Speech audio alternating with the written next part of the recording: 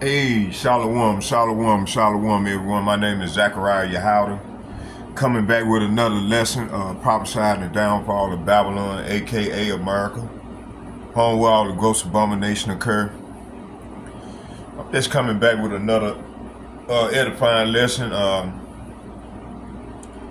prophesying the downfall of this wicked ass kingdom. But before we start, let's do this here, because I got a couple videos I'm gonna play.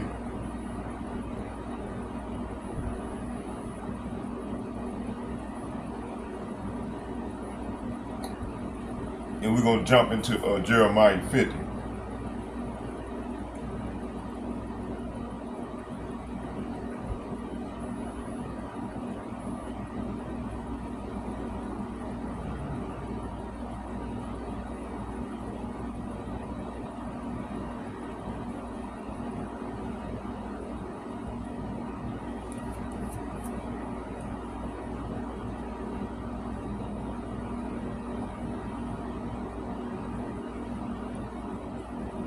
Fair use of the copyright statute of 1976.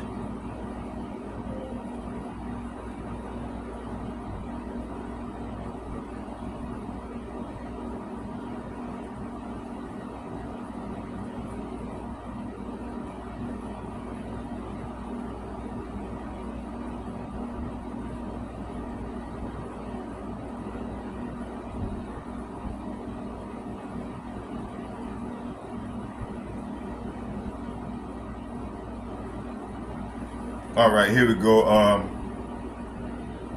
Okay, fair use. It said the Fair Use Act refers to the Section 107 of the Copyright Act of 1976, a foundational U.S. law allowing the limited use of copyrighted material without the owner's permission. It protects free speech and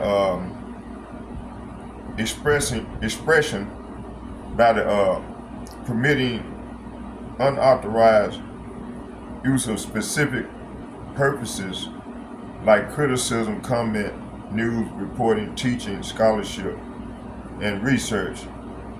So because fair use is evaluated on a case-by-case basis, courts determine whether a specific use is fair by balancing four factors: purpose and character of the use, nature of the copyrighted work, amount and substantiality used, and market effect. So I'm not getting paid. It's strictly for educational purposes, such as all the above that I mentioned. Okay, so fair use, fair use, fair use. All right, let's go. Let's hear. So I was watching Savvy Sab lesson. My girl Savvy Sab, she's out of I think Boston, and she be going in. She be doing a lot of journalism investigation. So I got kudos to her. She's risking her life by doing. The Lord put the spirit on her and other geopolitical experts to go and do investigative reporting, whereas we're able to review the contents that they bring forth and able to spiritually look at it and line everything that they bring forth with scriptures. So let's watch some of her video, and I got some other videos as well, and then we're gonna go into the scripture. So let's go. By some estimates, for every day. Hold on. Your business has fallen 2 days behind the competition. And one working journalist.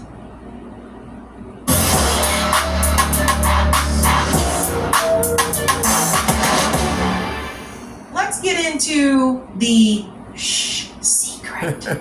My girl. For years people have been saying there are these secret societies. And one has been outed due to a hack. Oh, Now, I don't believe this is the only secret society. I think there's plenty of them. But this one is very interesting because this secret society is owned by Peter Thiel. Look at the faces, ladies and gents. This is really making the rounds. This guy here in the middle, that's Peter Thiel. There's Elon Musk. There's Ted Cruz. There's Scott Bessent, Jared Kushner, and I don't know who that lady is. But this is a big one, guys. We've been talking about these secret societies of these elites and how they get together and make decisions that will impact the rest of us. And when you see who's on the list of this one, I think you may be surprised with some of the names. But what it does basically show you is that the political party thing is just theater, and that people with the money stick together at the end of the day. Let's go ahead and get into this. Now, Wired, Del Cameron and Yulia, they reported this all because somebody hacked in. Check this out. A leak exposes members of Peter Thiel's secretive Dialogue Society. The name of the society is called Dialogue. More than 200 of the world's elites registered for a retreat whose agenda runs from panels on cult branding and sex to prepping for World War III. Let's get into this, guys. Oh, the kids got in. The kids got in. The group called Dialogue is a private invitation-only organization. It is co-founded by Peter Thiel, billionaire, and he's a tech investor. It convenes U.S. officials, foreign government figures, Silicon Valley executives at off-the-record annual retreats. Dialogue has spent 2 decades declining to disclose its members. But somebody got in. A directory in the website code was first revealed by the Swiss hacktivist Maya Arsene Cremieux, known for exposing the U.S. government's no-fly list and breaching the surveillance camera company Verkada. Cremieux tells Wired the directory surfaced via an anonymous tip. Wired independently verified its contents. Now, I want to remind you, it was Wired that also leaked that chorus group that was taking dark money and was paying podcasters like David Pakman and, of course, Too Raw, Too Real, and Brian, whatever the hell Brian's last name is. I always forget about that guy. It's like I can see his face, but I forget his name. Anyway, you guys get the point. This was the same rag that broke that story. So it goes on to say here, a source separately provided Wired with the registration list for Dialogue's 2026 retreat, which names 222 people and records what the list describes as each registrant's membership status and attendee type, including active member and guest. The retreat is scheduled for August 12th through the 16th near Dublin, Ireland. I bet you they won't be having that retreat now. Anyway, the same data lays out a program of off-the-record sessions, including Money Does Buy Happiness, Bring Back Nuclear, Navigating World War III, Battlefield Technologies, and How Is Your Sex Life? Other talks include Build a Cult, moderated by the founder of the Christian networking site Pray.com, and Build a Party, run by a former White House national security official. Together alongside the mundane fare of typical thought leadership conference, the documents show an extraordinary convergence of power. The registration records list General Alex Grinkowicz, NATO's Supreme Allied Commander, Europe, and the head of U.S. European Command, who took the post in July 2025 and is recorded on the leaked list as having attended Dialogue gatherings since 2021. The website directory names sitting Trump administration officials, 2 U.S. senators, 6 members of the PayPal Mafia, a former Middle East chief of intelligence, and a sitting ambassador to the United States, along with founders and directors of many of the country's largest surveillance data broker and advertising data companies. You know what this reminds me of?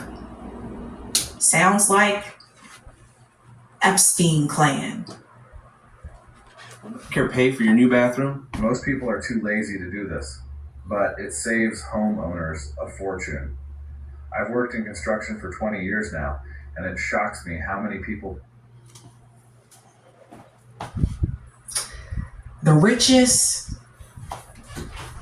and the powerful. Those executives appear side by side with senior U.S. officials overseeing their industries. R.N. Hoffman, Dialogue's chairman, founded the location data broker SafeGraph and the identity resolution firm LiveRamp, two of the most important suppliers in the consumer data economy. He appears in the directory alongside Treasury Secretary Scott Bessent, whose department writes the rules on financial data. Senator Ted Cruz, chairman of Commerce, Science, and Transportation Committee, which oversees the Federal Trade Commission and its data privacy authority. So you have Ted Cruz and Scott Bessent, who was just at the G7 summit with Donald Trump, Secretary of Treasury, a part of this secret society of Peter Thiel's. Now, I also need to remind you that Peter Thiel apparently relocated to Australia, which is really interesting considering the fact that Australia is struggling economically now. So it seems like to me he might be trying to put something together there. This could be phase 2 of the Epstein class. Like I said, I don't think it really goes away just because Epstein is allegedly no longer around. Notice I said allegedly. Palantir co-founder Joe Lonsdale, whose software runs case management for U.S. ICE and data fusion for the Pentagon and intelligence community, is listed in the same society as Army Secretary Dan Driscoll and Representative Jim Himes, the ranking member of the House Intelligence Committee, which oversees agencies Palantir contracts with. None of the individuals named in this story responded to a request for comment. I'm sure they didn't. Rafi Grinberg, who lists himself as Dialogue's executive director on his LinkedIn profile and is the author of a self-help book, How to Be a Grown-Up, did not respond to a request for comment. Well, that's not a very grown-up thing to do. The registration records appear to show not only who belongs to Dialogue, but who attends. Of the 222 people that signed up for the 2026 retreat, according to the leaked records, 87 are marked as first-time attendees. Others list history stretching back more than a decade, and a handful to the society's founding 20 years ago. None of the registrants, Grinkowicz included, used a government email address. Of course not. All registered with personal or corporate accounts, placing their attendance outside the email system subject to public record laws. What ties the roster together more than any title or office is a shared preoccupation with artificial intelligence, longevity, and the near future. Let's pause here for a second. We saw this before. When we were going through the Epstein files, similar pattern. There was a lot of talk about AI, longevity. Could people live longer? Could people live, forever, right? And the future. See some similarities here?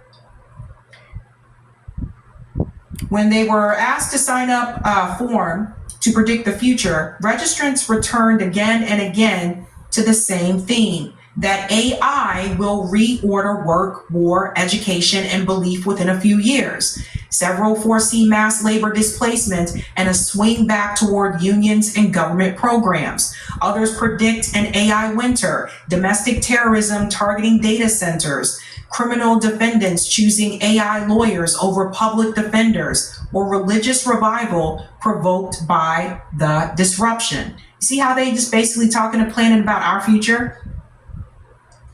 So societal degeneration, predicted one person, will continue to accelerate. Members also list talents like funhouse construction, ancient imitation, backcountry skiing, urban exploitation, etc., right? It goes on here to say, Dialogue also plays matchmaker. Its participant form is asking registrants whether they are looking for love and offers to include single man, single woman, or other respondents in future matchmaking. A separate site, datingdialogue.org, hosts an app pitched as meaningful connections for exceptional people. You know what I was just thinking about?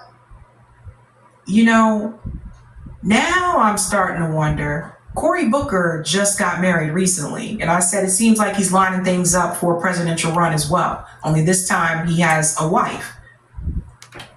It was kind of interesting to me how he quickly went from Rosario Dawson to another woman that kind of looks like Rosario Dawson pretty quickly.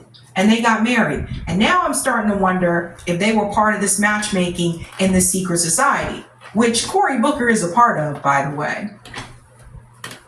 We'll get into a little bit more.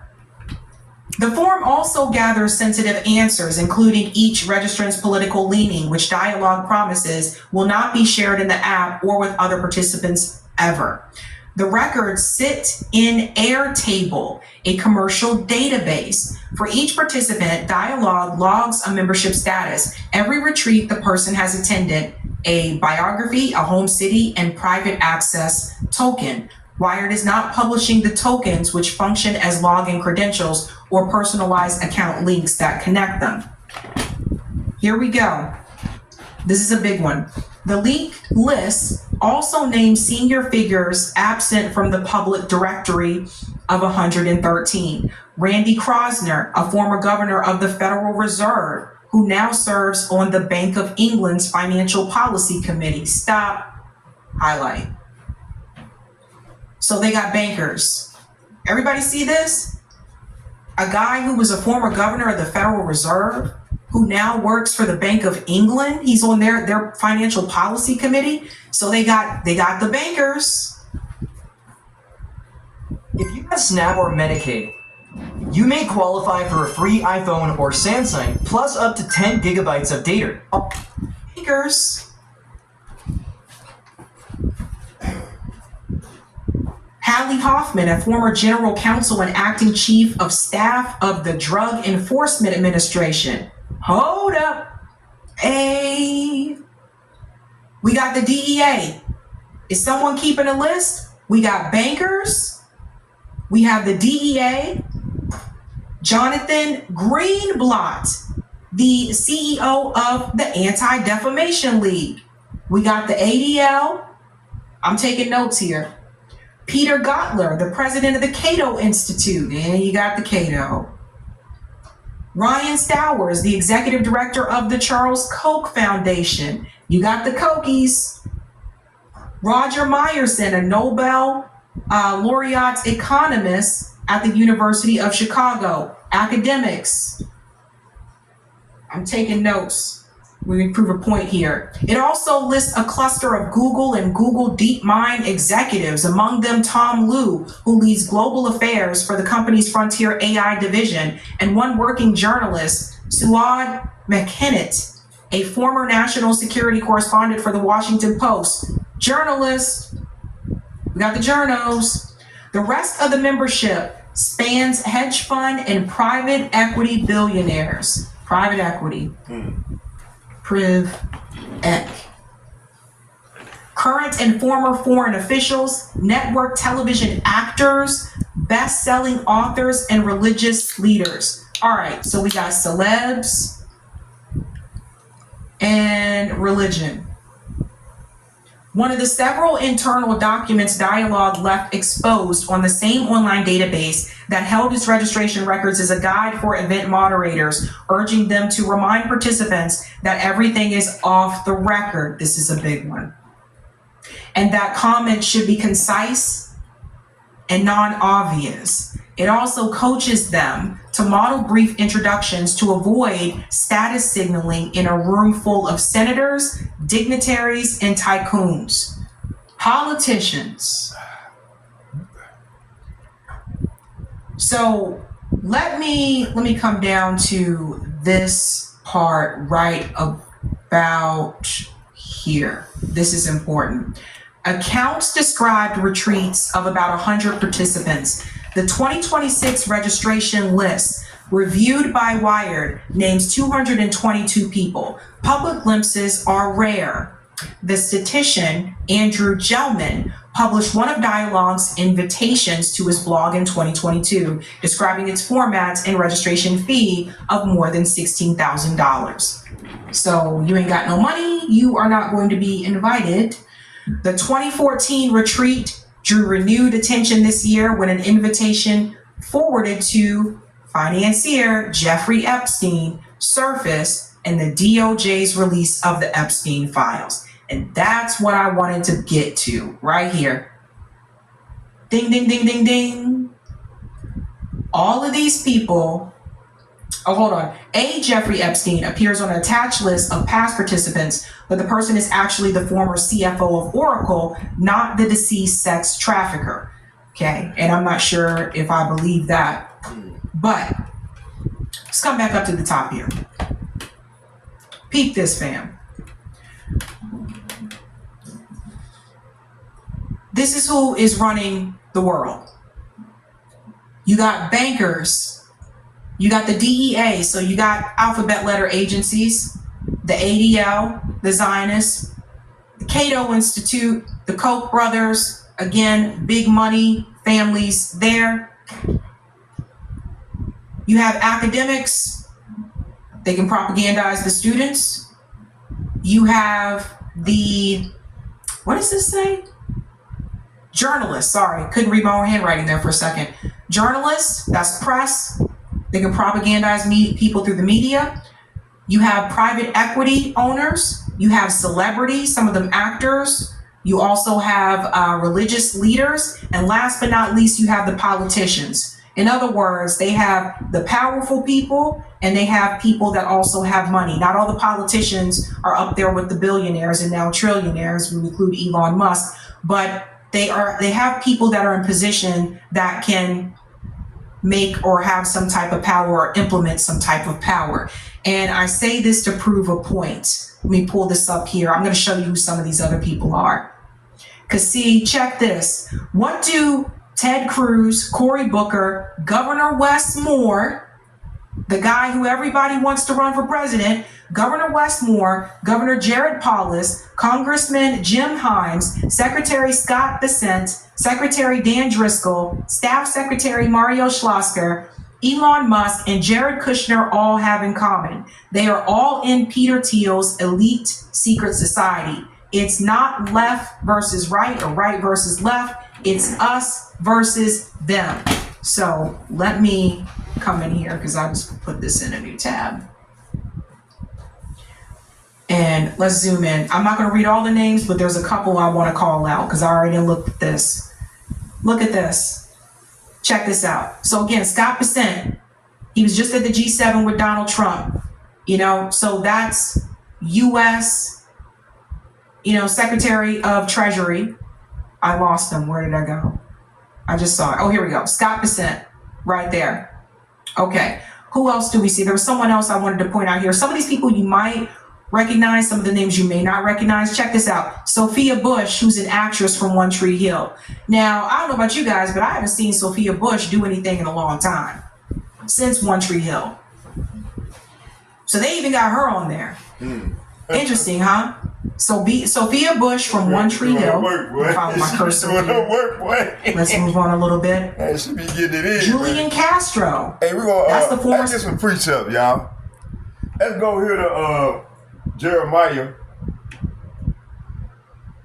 I'm gonna start at Jeremiah chapter 49, verses 5.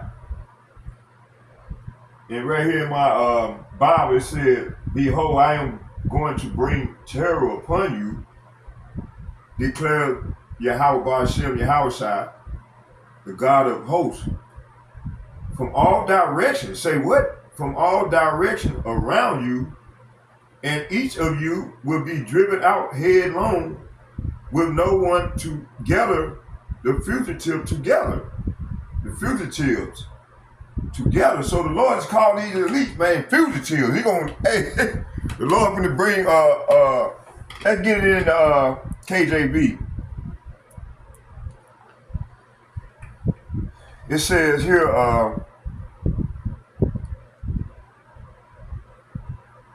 Jeremiah chapter 49, verses 5. It said, behold, I will bring a fear upon thee, saith Yahweh Ba'ashem Yahushai, Yahweh of hosts, from all, it said, from all those that be about thee, and ye shall be driven out every man right forth, and none shall gather up him that wandereth. So shit, the Lord, hey, he finna get at these devils, man.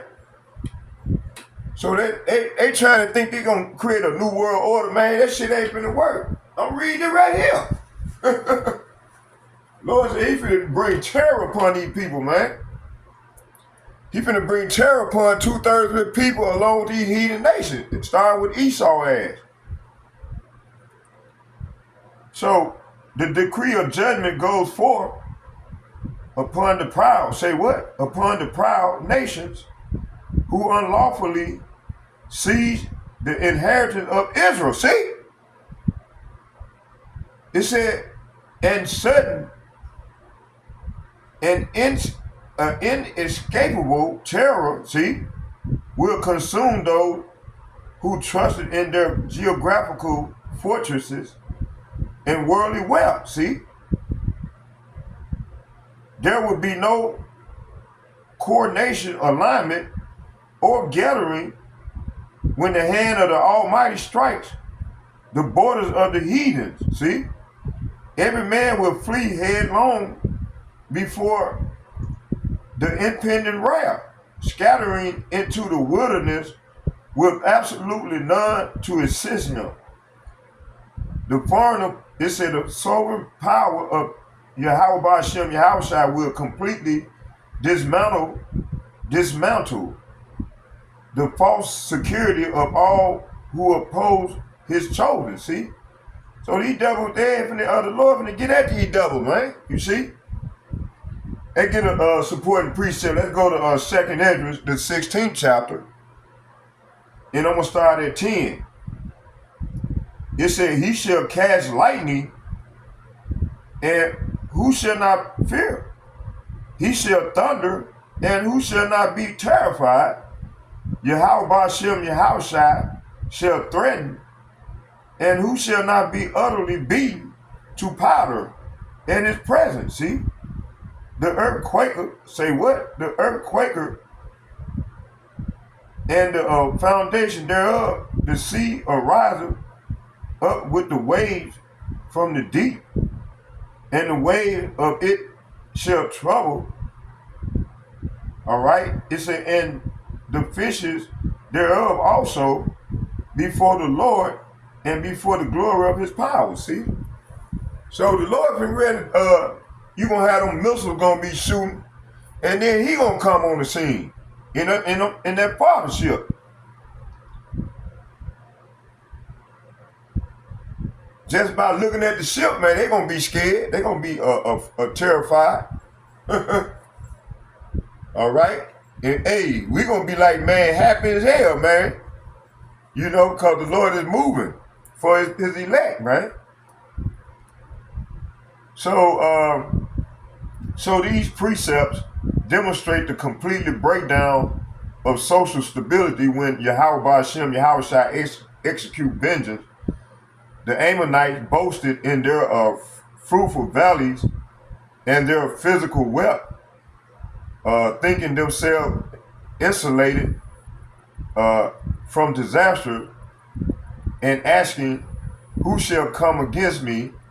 Yet the text revealed the physical defenses and financial systems are useless when divine terror, all right, in major is levy against a people. So the phrase driven out every man right forth indicates a state of absolute panic. So these nations gonna be in a state of absolute panic and frantic retreat. It said, where there is no orderly evacuation or strategic fallback, every individual is forced to look out strictly for their own survival, see? Leaving no room for national unity or mutual aid. The declaration that none shall gather of him that wanderer emphasizes none shall gather of him that wandereth emphasizes isolation of his scattered fugitives. Their networks, alliances, and institutions will be utterly shattered, leaving them to wander aimlessly with no centralized authority to gather or restore them. See, hey, this is what's coming to these elites, these elitists. All right, and these governments, man, that's been led by these elitists. All right, let's go here to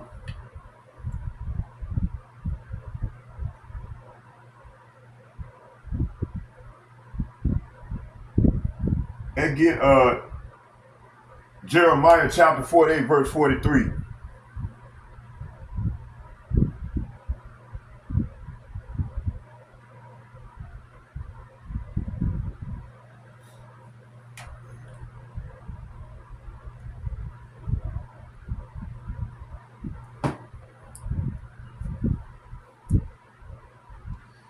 So it said, a trap is laid for the defiant nation who have exalted themselves above the true heritage of Israel, talking about Esau, Edom. Escape become an absolute impossibility as one judgment transitions seamlessly into the next phase of divine execution, see? So the proud who manage to avoid the initial terror will find themselves ensnared by the unexpected pitfall of the landscape. Those who leap out of the pits will find themselves captured by the tightly woven nets of the Almighty design. The sovereign decree of Yahweh Ba'ashem Yahushua establishes that the year of visitation has arrived for Moab, they're talking about the Chinese, complete overthrow. Jeremiah chapter 48, verse 43, and it reads, it said, fear and the pit, say what? Fear and the pit and the snare shall be upon thee, O inhabitants of Moab, saith Yahweh. And get a supporting precept. Go to 2nd Esdras, the 16th chapter, and I'm going to read verses 7 through 9. It said, may one turn back an arrow? See, they're talking about, that's them ICBM missile plate. It said, so these nations going to be shooting them missiles, them arrows at one another. They're going to be shooting, they're going to be ICBM missile fire. It said, fear and the pit and the snare shall be upon thee, O inhabitants of Moab, saith Yahweh. 2nd Esdras chapter 16, verse 7 to 9. 7 through 9, it said, may one turn back an arrow that is shot of a fierce archer. It said, the mighty Lord sendeth the plague. Say what? Sendeth the plagues, and who is he that can drive them away? A fire shall go forth from his wrath, and who is he that may quench it? See? So this precept outline, these precepts outline the absolute inescapable progression of judgment that Yahweh Ba'ashem Yahushua brings upon the heathen nations. The sequences of fear and the pit and the snare illustrate a multi-layered net of tribulation where escapable one disaster only drive the target directly into the next. Moab, representing a proud people who live at ease and magnify themselves against the Most High, it is shown that no amount of worldly preparation can outmaneuver divine wrath. See, it said when the initial terror of Pachad, it's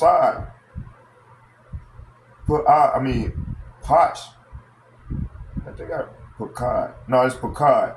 It said when the initial terror of Pachad strikes, it causes panic that blinds the population, driving them headlong into the hidden pitfall, Pachad of their environment. For those few who possesses the strength or luck to climb out of the pit, the snare Pachad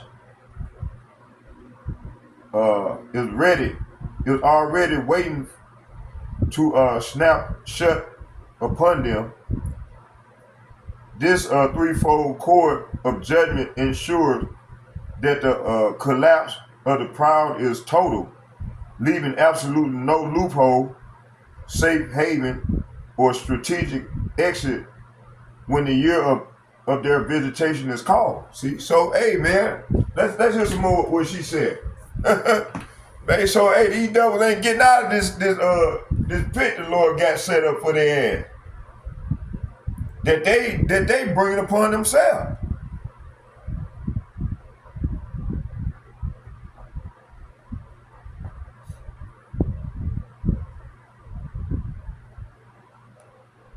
Let's go back.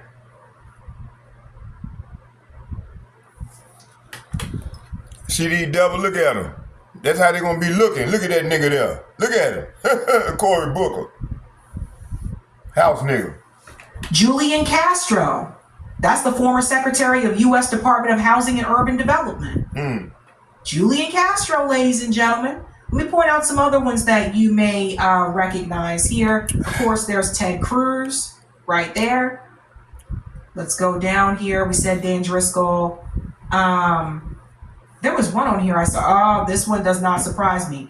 Joseph Gordon-Levitt, the actor. I'm going to show you why he doesn't surprise me. I'll take you to something he said fairly recently. Adam Grant, the organizational psychologist. We know this guy. Who's another one here? Sam Harris, podcast host. Oh, there's more. Here's Reid Hoffman, guys. Reid Hoffman is the co-founder of LinkedIn. Anybody notice something so far? These people aren't only left, they're not only right. It's a mixture. It's a bipartisan list of people. And I'm going to tell you what that means in just a second. Okay, let's go back to the next one here. Because there's another one here. So this is a new tab. There we go. All right, let's zoom into this one. There's some other ones here I want to point out. Ezra Klein. You know the guy who was trying to make the case for Israel, that journalist, opinion columnist from the New York Times? Oh, there's another journal, guys, Ezra Klein. Maybe this will help you understand why he has the positions that he has now. He was also one defending Israel against the genocide. Let's continue on more here. We have Tara Kono, who's a digital minister in Japan. You have Jared Kushner. Now see, let me pause here because I want to make a point. Jared Kushner is on that list. You got Jared Kushner, you have Cory Booker, and I want to prove a point. Remember when Cory Booker made that long ass speech on the Senate floor? And I told you that was theater. This is what I'm talking about. You see, when they fight each other in public in front of us, the Democrats versus the Republicans, that's theater. It's to make you think that these people are not aligned behind the scenes. Now, they still may disagree on different, social issues, different policies, but the reality is behind closed doors, they have the same interests, and that is in protecting the establishment. So as much as Cory Booker sat up there and said, we must stop Trump and we must stop the Republican Party is incredibly dangerous at this point. As much as Cory Booker tells you those things, behind closed doors, Cory Booker is friends with those same damn people that he pretends to fight against in public. So he's still rubbing shoulders with Jared Kushner. He cool with the Trump family. You get me? This wasn't supposed to get out. You weren't supposed to know about this. This is supposed to be a secret. This is what you get with cubic zirconia status. This is Lil Nana's diamond status. They upgraded us last week. When you want an upgrade that actually feels like an upgrade, Secret. That's my girl, that one. Together. Together. The world is a motherfucking stage. That's my boo, man. There's Larry Summers at the bottom here, former president of Harvard University. That one don't surprise me. girl. He does not. Hey. Brett Stevens, who's a columnist with the New York Times. I see a couple of New York Times people up in here. Yeah. This is explaining some things. They're all working for the establishment. And you know what else I noticed a lot of these people have in common? A lot of them seem to be Zionists. Well. A lot of them used to be a lot of them seem to be Zionists, from what I can see. And then when we go back here, I think there's one more. Yeah. Look at this. Astro Teller, captain of Moonshots. Of course, Peter Thiel. It's his group. You have Nick Thompson, who's the CEO of The Atlantic. I mean, this says a lot. This says a lot. I think Cory was on the first page, if I remember correctly. Go back, there's so many people here. But I'm glad they squeezed it all in here. There it is right there. Cory Booker right underneath Sarah Bond. So the president of Xbox and Microsoft is also a part of this. So you see how all these people, oh look, it's Peter Attia, the physician, the same physician that was in the Epstein files. So everybody see this, ladies and gentlemen? Yeah, it's one big club and we're not a part of this club. Now, I want to tell you about the Joseph Gordon-Levitt thing, because see, he reminded me. Silicon Valley says Joseph Gordon-Levitt and Senator Cory Booker were revealed to be associated with Dialogue. And it goes on to say, most of the media is leaving these guys off their list, and I wonder why. I noticed that too. That's why I said, no, we're going to go through it.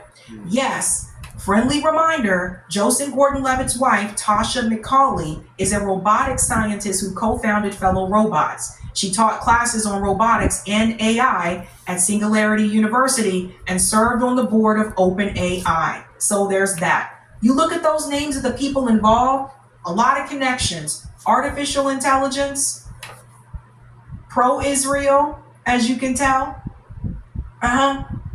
You see it? You got the tech bros. Elon Musk is also on that list, by the way. So you got a trillionaire there too. You see what I mean when I say there's no real democracy? How do you have real democracy when you got a trillionaire and billionaire and they meeting together in this secret society and they planning shit? Joseph Gordon-Levitt withdrew from the 2023 Web Summit Tech Conference after the summit CEO, Patty Cosgrave, made remarks criticizing Israel's conduct in Gaza. I remember this, and I want to remind you of something that Joseph Gordon-Levitt said recently. When I covered this, I said, guys, Joseph Gordon-Levitt is trying to pretend like he's caring about the children. This is a push for more censorship. Listen to this. I understand what Section 230 did to bring about the birth of the internet. That was 30 years ago. And I also understand how the internet has changed since then. Because back then, message boards and other websites with user-generated content, they really were more like telephone carriers. They were neutral platforms. That's not how things work anymore. Today, the internet is dominated by a small handful of these gigantic businesses that are not at all neutral, but instead algorithmically amplify whatever gets the most attention and maximizes ad revenue. And we know what happens when we let these engagement optimization algorithms be the lens that we see the world through. We get a mental health crisis, especially amongst young people. We get a rise in extremism and a rise in conspiracy theories. And then, of course, we get these echo chambers. These algorithms, they amplify the demonization of the other side. Did you see how he mentioned conspiracy theorists? You see that? So badly that we can't even have a civil conversation. It seems like we can't agree on anything. And yet, one of the only things that the American public seems to agree broadly on right now, left, right, and center, Republicans, Democrats, independents, we all agree that we don't trust these big tech businesses and we don't like the influence they're having on our lives and the lives of our kids. Well, if we want to do something about that, the right first step is to sunset Section 230. It's not going to solve everything, but it is the right first step. So he has this problem with the tech companies, but he's in the secret society group. He was on the registration list with many members that are part of big tech. This is all for more push for censorship and more push for control. But see, the cat is now out of the bag. Like, we would have never known about this secret society had, those hackers not made their way in. We would have never known that. And all those people on that list, and by the way, and Cory Booker, at this point, you just need to resign. Because every time I turn around, it's something else that's coming out about you, and it's really, really scary. Because I think this guy did a really good job of basically saying what I think some of us have been complaining about or thinking for quite some time. Don't be turned off by the mask, but what you really need to pay attention to is the message that he says here. So Proud Socialist shared this, and this is what it all wraps up to be. Wealthy elites want you focused on the theater, the endless public debates, the voting booths, and the red versus blue circus. Meanwhile, the actual decisions dictating our reality are hammered out in total secrecy, entirely bypassing the law, Congress, and public accountability. And the latest massive data leak that Swiss hacktivists submitted to be leaked by Wired.com completely stripped the illusion of an exclusive, invitation-only syndicate known as the Dialogue Group. Founded by tech billionaire and Palantir co-founder Peter Thiel, this hidden network isn't a theory, and the leaked internal directory and verified files expose a shadow coalition where the global tech elite, corporate media chiefs, and top-tier politicians from both sides of the aisle meet behind closed doors to plan our future. Would you just look at those roots? They're Bonnie plants, of course. Remember how many tomatoes we had last year from these? Dozens and dozens. Always look for Bonnie. From both sides of the aisle meet behind closed doors to plan our future. And the evidence of systemic corruption embedded in these leaks is staggering. The leaked database exposes sitting U.S. senators from opposing parties, university presidents from Stanford and Harvard, tech CEOs, and media executives working in unison, and proving exactly what the Epstein files had exposed, that both sides are working together behind closed doors. And everything else that we see on television, on the news, that's all theater. They pretend to hate each other in public and behind closed doors. See how they meet together to keep the establishment going? They're all pro-establishment. They're all pro-Israel from what I saw. I mean, you got Jonathan Greenblatt from the ADL up in there. They're pro-Israel, they're pro-establishment, and they're pro-artificial intelligence. And I just told you, bankers, intelligence agency members, you got journalists, you got private equity, why is Cory Booker in a secret society with Jared Kushner if the Trumps are such a problem? And from what I understand, Ivanka is good friends with Biden's daughters.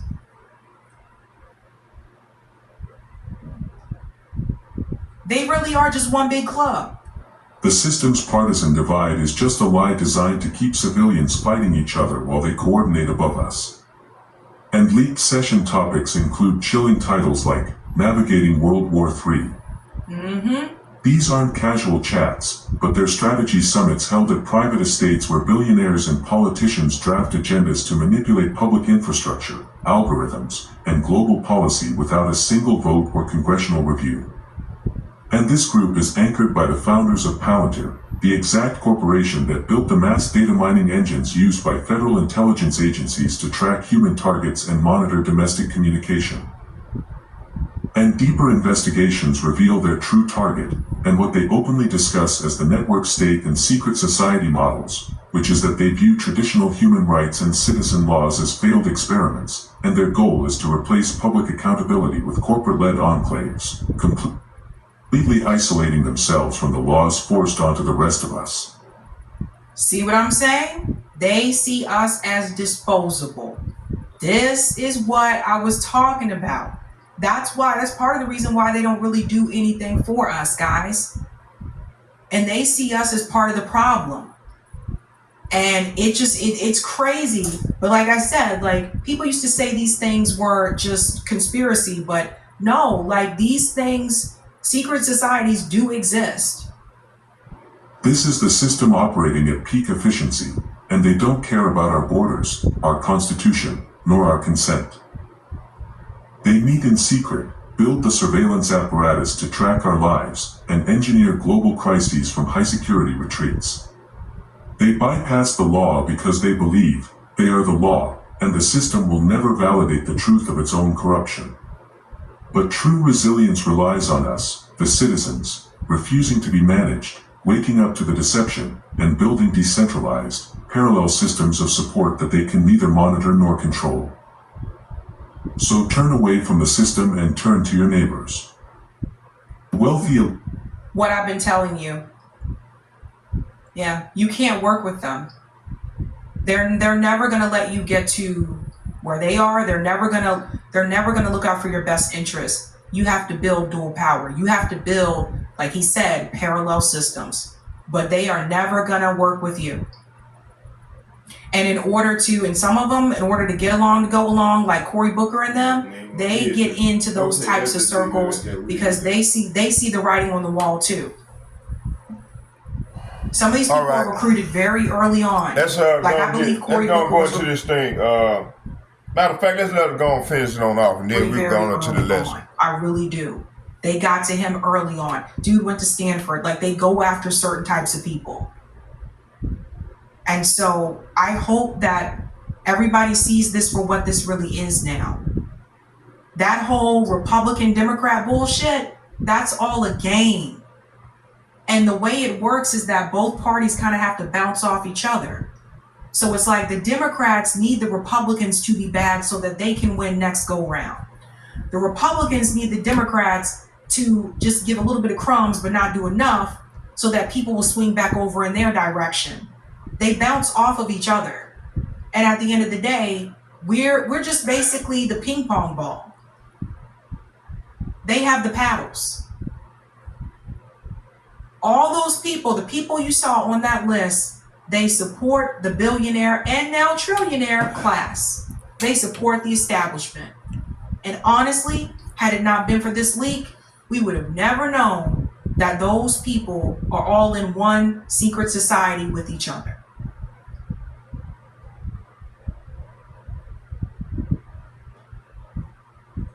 Some wild things out here, folks. It's some wild things out here. Hey guys, this was a savvy clip. If you like what you saw, hit that like button and subscribe. Hey, let's go into this lesson. See, that's, I don't know if my sister Israelite or not. She could be one of the terror, but hey, she need to start listening and hearkening to the prophets, man. Because hey, ain't no excuse. Because the brothers, man, we've been bringing out this stuff, about the secret societies. And I just gave you an example of what the Lord can really do to these devils, man. So before we start, y'all hold on here for a minute. Let me do this real quick. So yeah, our people, man, the Lord gonna see our people is not hearkening to the voice of the prophet, man. The prophet is the seers. And they continue to trust in this devil. So now the Lord finna just let them have their way with them because these people they being unfaithful by continue to trust in their enemy, those that hate them. So let's go into this thing. Let's start here, right here. And get Joel chapter 2 verses 10 through 12. It says, "But he that said unto her, Thou speakest as one of the foolish women speaketh." What? It said, "Shall we receive good at the hand of God, and shall we not receive evil?" It said, "In all this did not Job sin with his lip?" Verse 11. Now when Job's 3 friends heard of all this evil that was come upon him, they came everyone from his own place: Eliphaz, Edomite, the Temanite, and Bildad, the Shuhite, and Zophar, the Naamathite, for they had made an appointment together to come to mourn with him and to comfort him. Verse 12. And when they lifted up their eyes afar off and knew him not, they lifted up their voice and wept, and they rent every one his mantle and sprinkled dust upon their heads towards heaven. All right. So Job chapter 2 verse 10. So Job responded firmly, rebuking foolish counsel from his wife offered. It said he acknowledged both blessing and adversity come from God alike. Spiritual maturity rejects blaming God, blaming Yahweh Hashem Yahushua during times of suffering. Suffering tested, faith remained steady despite counsel that misrepresented divine justice, truth. All right. Integrity is proven when pressure challenges belief and response testing. See, so you got to. So, sister, I hope you're taking heed to what I'm saying to you. All right, and you and everybody else, you're audited as well. Okay, Job chapter 2 verse 10 again. It said, "But he said unto her, Thou speakest as one of the foolish women speaketh. What shall we receive good at the hand of God, and shall not receive evil? In all this, did not Job sin with his lips?" So Job corrects misguided thinking while maintaining reverence towards Yahweh Hashem Yahushua always. Believers say what? Believers must accept both prosperity and hardship under sovereignty divine. It said speech reveals spiritual alignment, either wisdom or foolishness, clearly shown. So Job maintained integrity, refusing to sin with words spoken carelessly. True faith responds correctly, even under emotional pressure. Situation arises, see? That go to Sirach chapter 2 verse 1. "My son, if thou come to serve the Lord, prepare thy soul for temptation."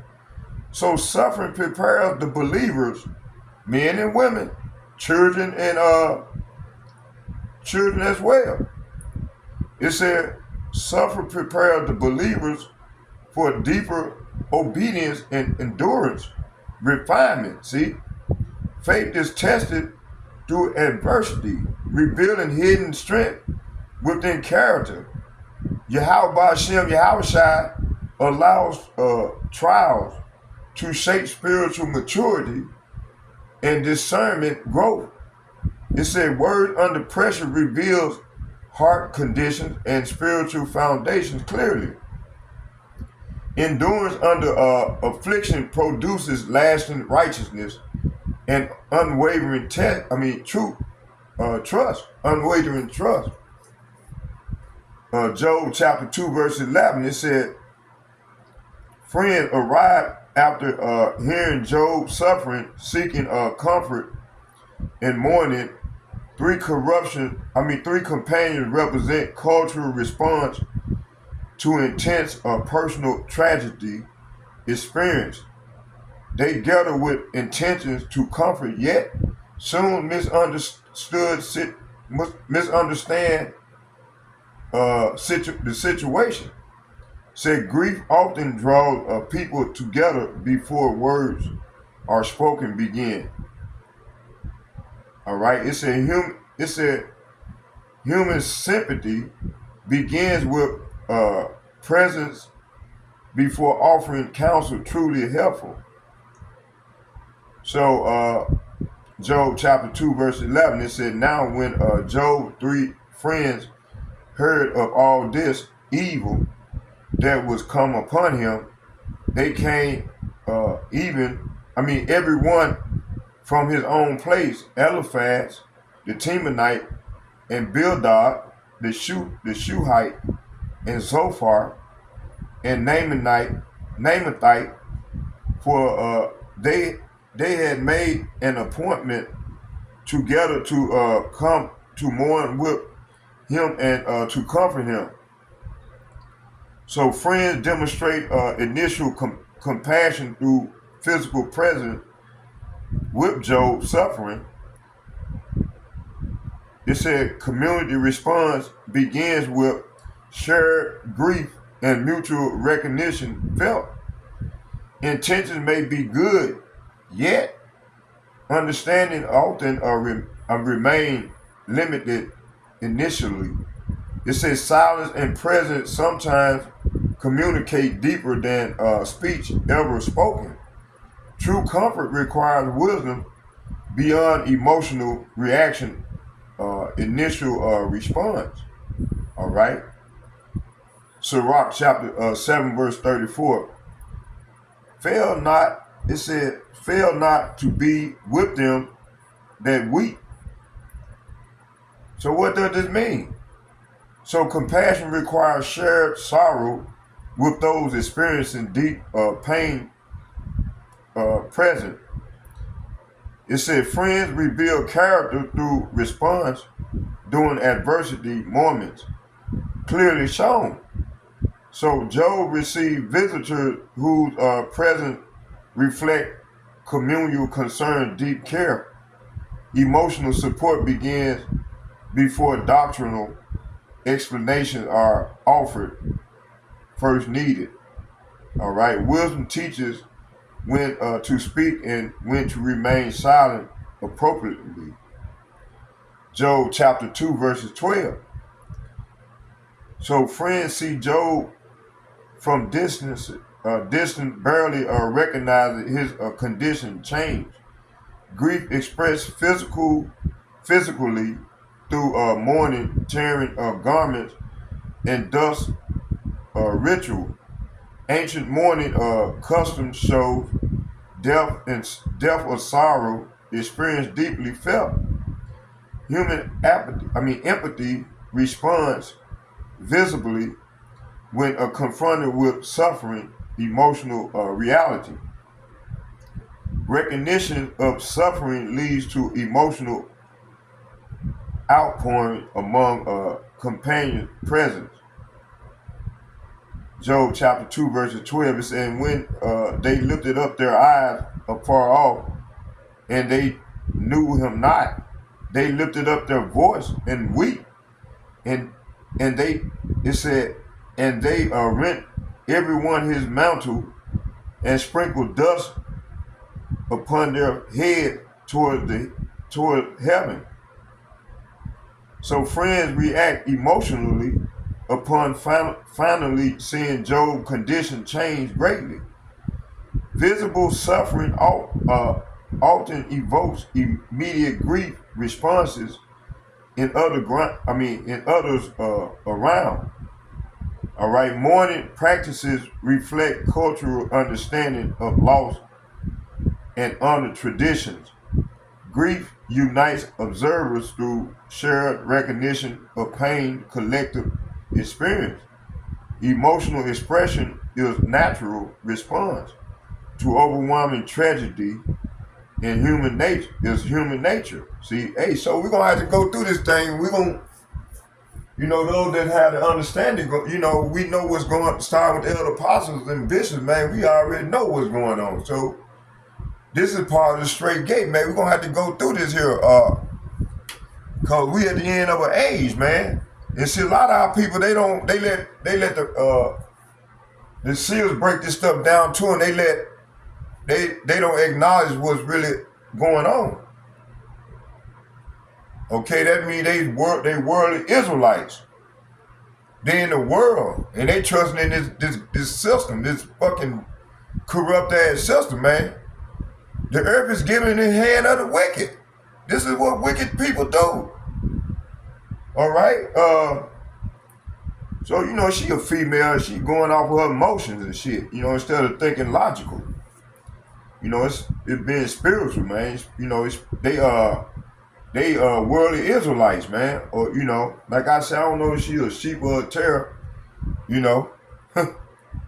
Okay, I'm just telling her like it is. That's that sharp rebuke. The scripture said you rebuke a wise person, they'll love you even more. All right, Jeremiah chapter 8 verse 9. When wisdom rejected leads to national shame and spiritual downfall. False confidence cannot stand when truth is removed completely.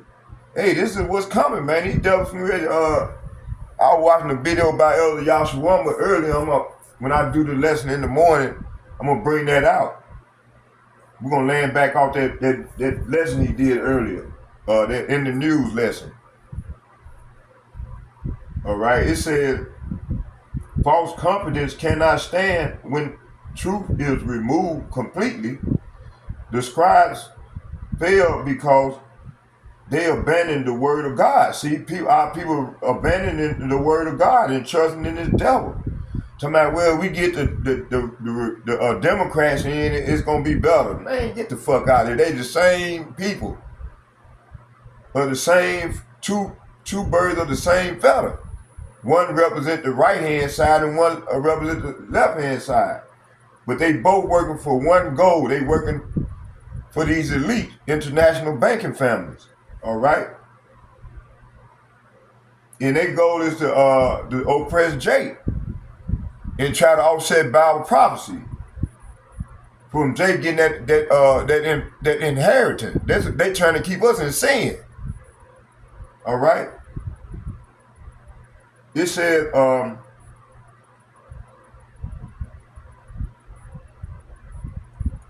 so it said, hearing without obedience lead to judgment. See? Say what?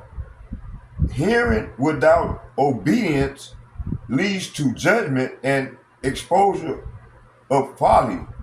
Those trusting knowledge alone become deceived by their own pride. See? Jeremiah chapter 8 verse 9, the wise men are ashamed, they are dismayed and taken. Say what? And taken. Lo, they have rejected the word of Yahweh, Bahashem Yahushai, and what wisdom is in them. See? So the men and the women have rejected the Lord's word, which will come through the seers, the prophets, starting with the elder apostles and the bishops and the like-minded men on down. Okay, it said, true wisdom cannot exist apart from obedience to Yahweh Ba'ashem Yahushai's word. Rejection of divine instruction result in confusion. Say what? In confusion. Say what? In confusion and disgrace. Intellectual pride collapses when truth exposes spiritual emptiness within. See, a lot of these people, man, walking around here with spiritual emptiness. Man, listen, start with the elder apostle and the bishop. Man, we filled with spiritual fullness to the full. That's why we able to be confident through what's going on, man. You know, hey, all praise to Yahweh Ba'ashem Yahweh Shai, Barakatah Yahweh, Barakatah Yahweh Shai, Barakatah Yahweh, Barakatah Yahweh Shai, call lawyer, Yahweh Ba'ashem Yahweh Shai, Ba'ashem Rekakadash. See, we know we got to go through this gate, man. We got to take the bad along with the good. Right now, we taking the bad. And then later on, we're going to be able to be comforted when we come into our inheritance. And it's going to be forever. We ain't going to die no more. We ain't going to get sick no more. And these devils going head on into slavery. As I've been reading, that fifth industrial revolution is not going to work.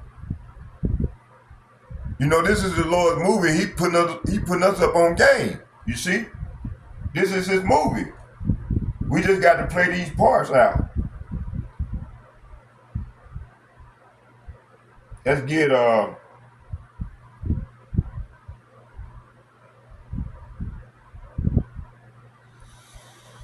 let's go here.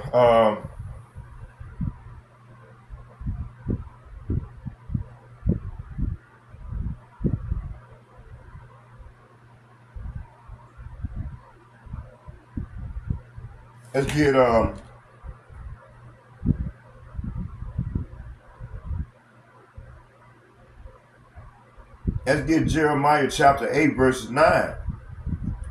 It said wisdom rejected leads to national shame and spiritual downfall. It said false confidence cannot stand when truth is removed completely. See, and this is coming. These devils know exactly who we are, so they've been ready to try to come after us, the saints. Okay, the scribes failed because they abandoned the words of God, who everybody ignorant called Jesus Christ.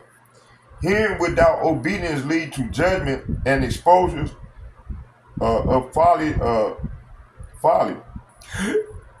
Excuse me. It said those trusting knowledge alone become deceived by their own pride. See? Jeremiah chapter 8 verse 9. The wise men are ashamed. They are dismayed and taken. Lo, they have rejected the word of Yahweh Ba'ashem Yahweh Shai. And what wisdom is in them, see? So those that reject the Lord's word, man, and they're going to be taken, man. They're going to be part of that 2/3 that the Lord going to destroy on this side. He going to let these devils have their way with them, man. Okay, it said, true wisdom cannot exist apart from obedience to Yahweh Ba'ashem Yahweh Shai's word, which is this Bible, man. It said rejection of divine instruction results in confusion and disgrace. Intellectual pride collapses. See? So it don't care how smart you are. Hey, if the Lord put this plague on you, you're going to collapse. And this is what we're seeing in the so-called people that's supposed to have all this knowledge. When truth exposes spiritual emptiness, see, these people are spiritual empty within, see? So it says Yahweh Ba'ashem Yahweh Shai's word remains standard that judges all human understanding, see? Without reverence for truth, wisdom becomes hollow deception ultimately. This is what's happening. So, sister, I hope you're paying attention. And you and your audience, Barak chapter 4, verses 1. This is the book of the commandments of power, who y'all ignorant call Jesus Christ. And the law say what? And the law say what? And the law that endure forever. So Yahweh Ba'ashem Yahweh Shai's law remains eternal, the eternal foundation for righteous understanding. Truthfully, human wisdom fails when separated from divine instruction clearly, and it's being revealed right now in these people.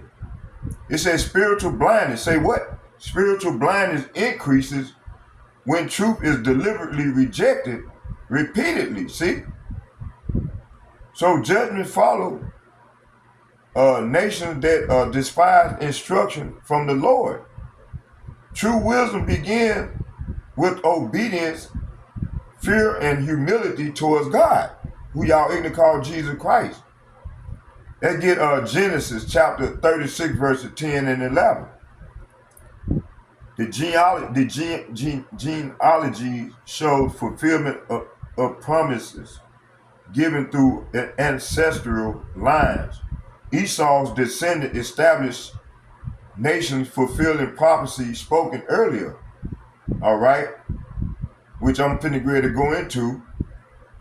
It said family lines reflect outcome of covenant positioning and separation. Leadership emerges through lineage, shaping future tribal structures, power.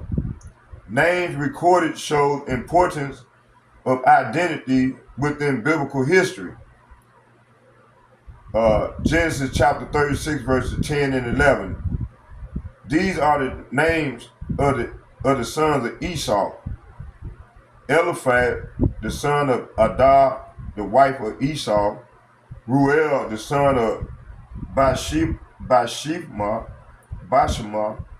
the wife of Esau, and the son of Eliphaz were Teman, Omar, Zepho, and Gotham, and Kenaz.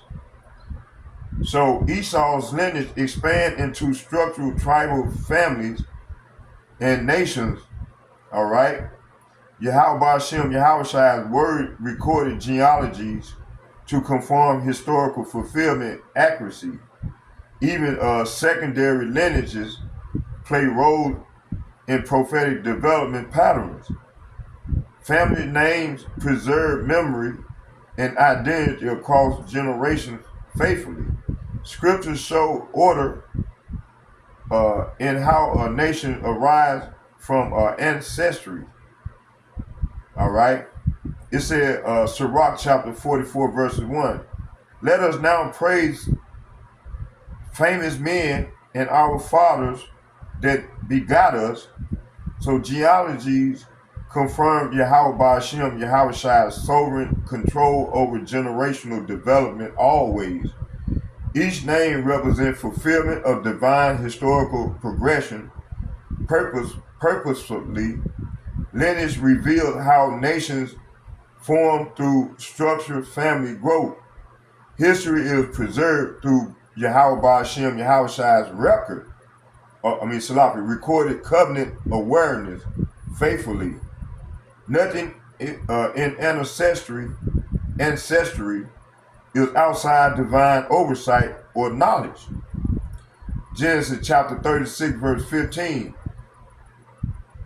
It said, chiefs arise from Esau's lineage, forming structural tribal leadership. Power distributes among family heads, establishing organized governance systems. Descendants gain authority role within Edomite national framework structure.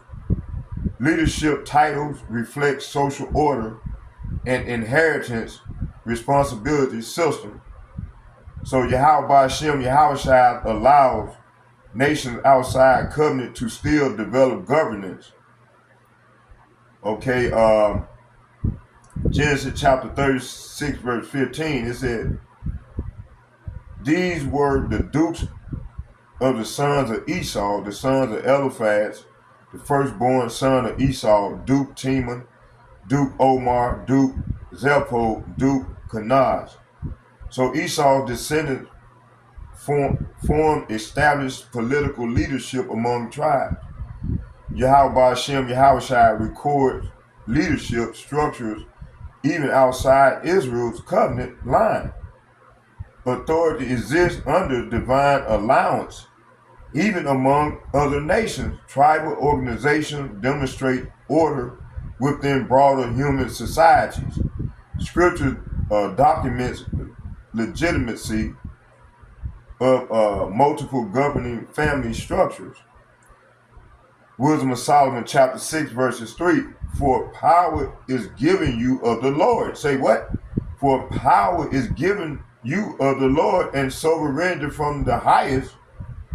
So all authority ultimately derives from Yahweh Ba'ashem, Yahweh's sovereign appointment order. All right. Even nations outside covenant operate under divine permission framework. Leadership structure reflects Yahweh Ba'ashem, Yahweh's allowance across all humanity system. Power is temporary. Say what? Power is temporary and subject to divine judgment. Ultimately, history records the rise and the fall of all governing authorities. Genesis chapter 36, verse 34. Kings arise in Edom, establishing independent monarchy governance systems. Secession outside Israel showed parallel national development unfolding. Leadership transition demonstrate political stability and historical progression cycles. Edom develops structural rules before Israel monarchy established occurs. So Yahweh Ba'ashem, Yahweh allows nations to rise according to appointed timing. Genesis chapter 36, verse 34. And Jobab died in Husham of the land of Timoni, reigned in his stead. So leadership success continues through appointed replacement in Edom. Death of rulers lead to continuation of government structures. Nations operate through cycles of leadership transition and replacement. Yahweh Ba'ashem, Yahweh maintain order even in kingdoms outside covenant lineage. History reflects divine orchestration of political change consistently. All right. It says, Sirach chapter 10, verses 4, the power of the earth is in the hand of the Lord. So leadership transition are controlled under divine authority and timing. No ruler maintains power beyond Yahweh Ba'ashem, Yahweh's appointed limitation period. All right. Earthly kingdoms rise and fall according to divine governance.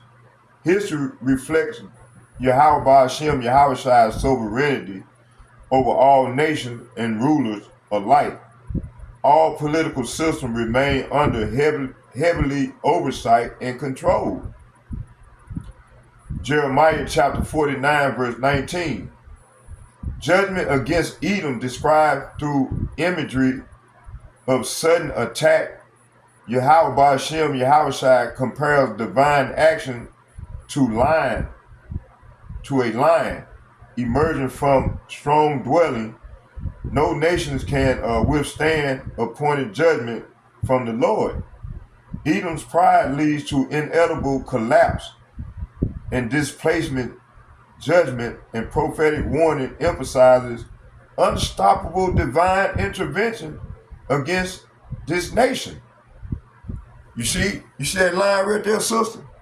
He's lying in his thicket, and he's ready to come and get this devil. So why is you continue to learn and start paying attention to what we be telling you?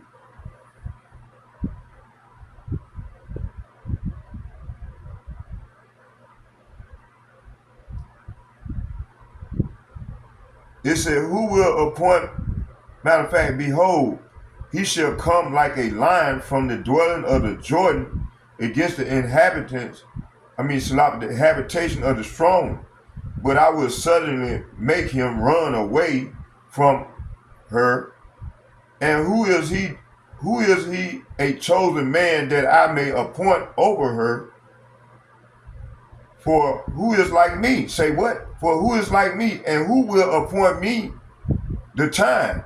And who is that shepherd that will stand before me? See, the Lord finna come out of his thicket. All right, Yahweh Ba'ashem, Yahweh's authority cannot be challenged by earthly power. Divine judgment operates beyond human scheduling or resistance limits. No leader can resist appointed correction from the Almighty. Imagery of a lion represent unstoppable divine enforcement of justice. Yahweh Ba'ashem, Yahweh alone determines timing, authority, and outcome of nations. 2nd Ezra chapter 16, verse 6 to 8. Behold, say what? Behold, the days come when I will bring plagues upon the world. Hey, this is going on now. But those that is not spiritually, they ain't gonna be able to see this. They gonna receive of this plague that I just read about earlier. So judgment belongs solely to Yahweh Ba'ashem, Yahweh without consultation from man. All right, man or woman. Nations cannot appoint timing or resist divine correction coming. All right. It said the coming power structure fall when confronted with divine authority presents Yahweh Ba'ashem, Yahweh's sovereignty, override all earthly systems and rulers always. The fear of the Lord is the beginning of true understanding. See, you got to have that true understanding, which is this word. And how you receive this word is through the seers, which is the prophets. Starting with the elder apostles and the bishop and the like-minded men on down. The Lord is don't raise us up, starting with them elder apostles, which we learn from them, and we able to bring out this word so y'all can be confident. But if you letting it go through one ear and come out the other, you ain't gonna receive nothing, man. You're gonna be just like being played like a yo-yo, up and down. They're gonna continue to play, and then if you come in emotionally, well, we know women are emotional by nature. But you know, hey, sometimes you got to shut up and listen and receive the understanding. Jeremiah chapter 49, verse 20. Therefore, hear the counsel, say what? Hear the counsel of the Lord that he have taken against Edom, and his purpose that he have purpose against the inhabitants of Teman. See, Teman is buzzword for Esau, Edom.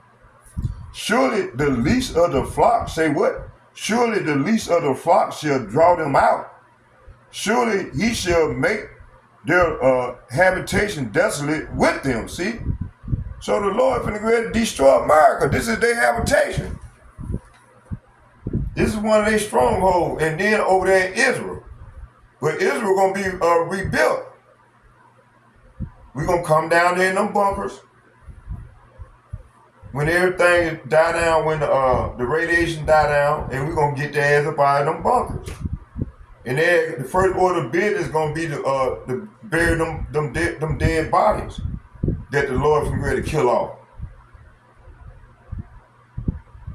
And then from that point on, they're gonna be head on in slavery for 1,000 drawn out years. It's gonna take us 1,000 years to get the earth back into, like Elder Yahshua would be saying all the time, you know, it's gonna take 1,000 years for us to get the earth back into the shape that it once was in, like a paradise, you know. But it's finna come. You think the Lord gonna continue to let this nigga rule and wickedness, poisoning the food, poisoning the air, the water, messing with the animals? Man, these people is sodomizing the animals.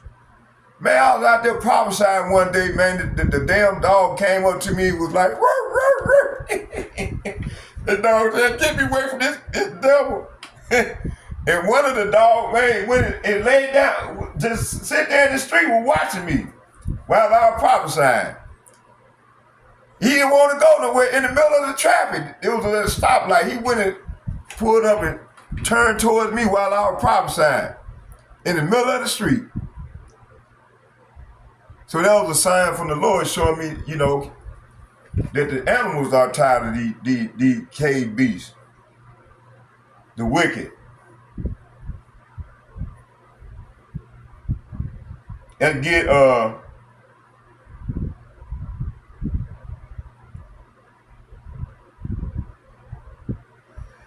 Wisdom of Solomon, chapter 12, verse 16. So Yahweh Hashem, Yahweh counsel stand as the final authority over all nations.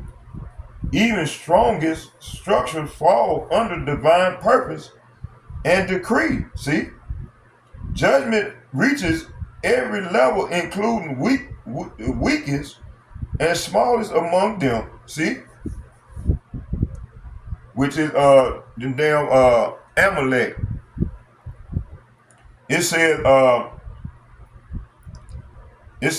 no hiding place exists from appointed divine correction. So these bunkers they can't hide from the Lord, sister.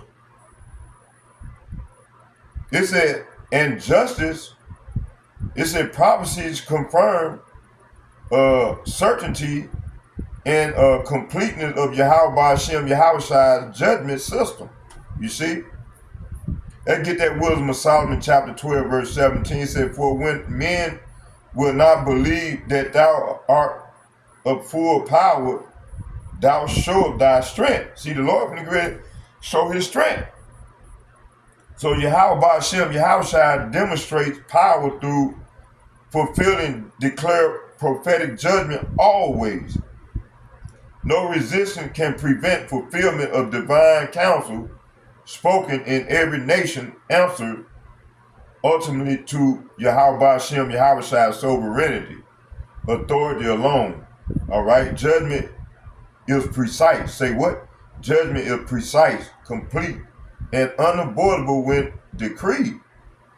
All right. Fear and reverence belong to the Almighty forevermore. See. So hey, these devils ain't getting out of this net the Lord got set up for their ass.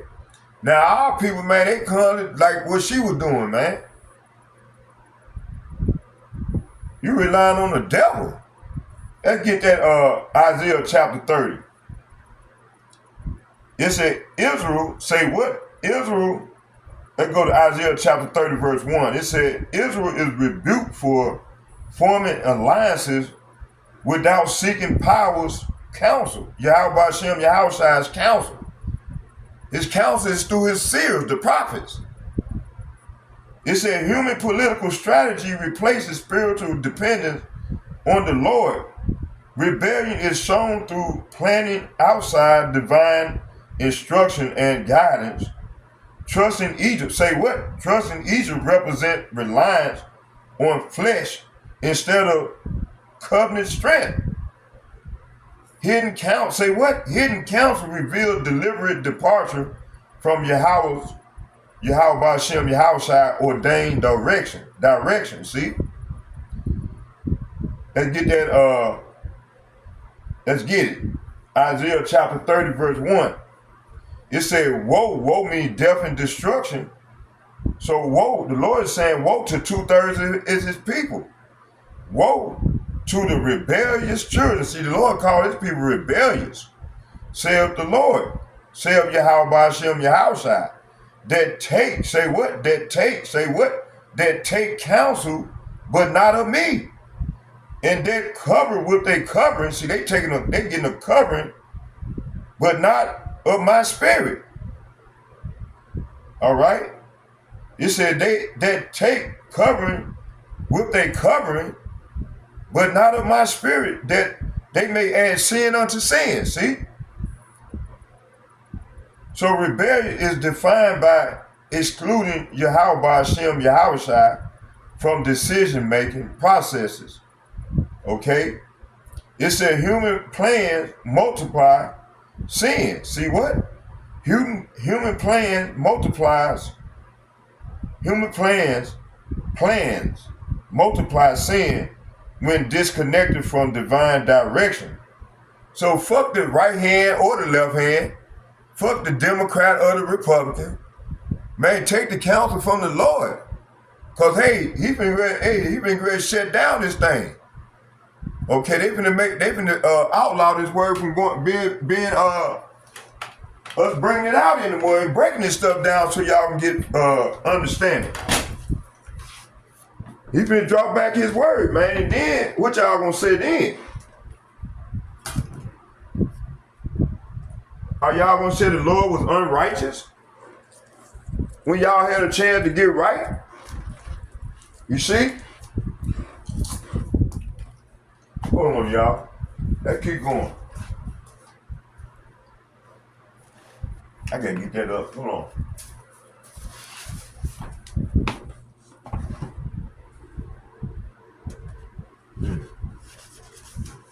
Let's my dress up, man.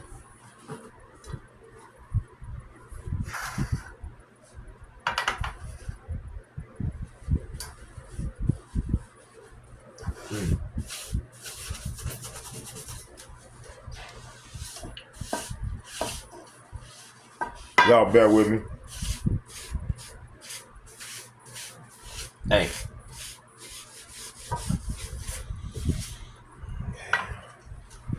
Oh, dresser in the way, so good. There's a dresser.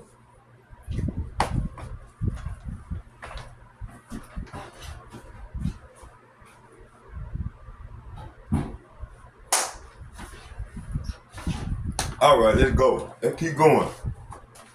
And send out and keep doing these nuggets. Golden nuggets, man, from the Lord.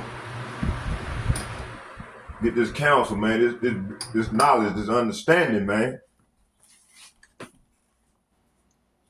See, in order to be in the good graces of the Lord, while we come in this Jacob trouble, man, you want to be in the good graces of the Lord. So fuck this system. Fuck all this shit, man. Start learning how to make your mind trust in the Lord, man. Yahweh. And his son, Yahweh Shai. See, the Lord wanted people to lean on him instead of the fucking corrupt ass system. But Jake ass don't want, they let it go, the word go in one ear and go out the other. So they ain't gonna have to learn the hard way.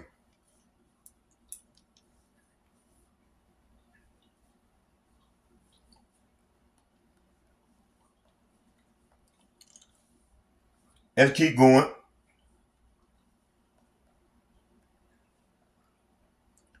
It said, let's read that again. Isaiah chapter 30, verse 1. It said, woe to the rebellious children, saith Yahweh, Bahashem Yahushai, that take counsel, but not of me, and that cover with a covering, but not of my spirit, that they may add sin unto sin. So what does this mean?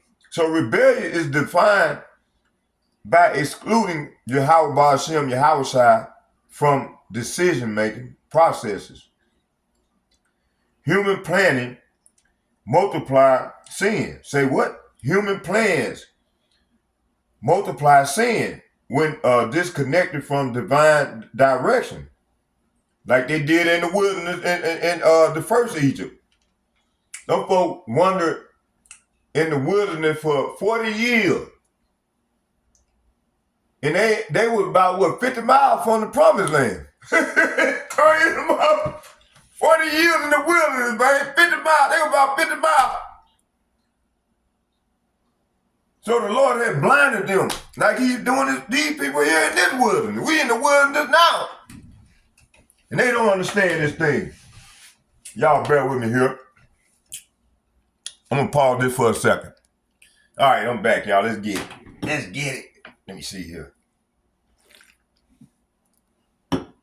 Had to take a coffee break. All right. Let's keep going.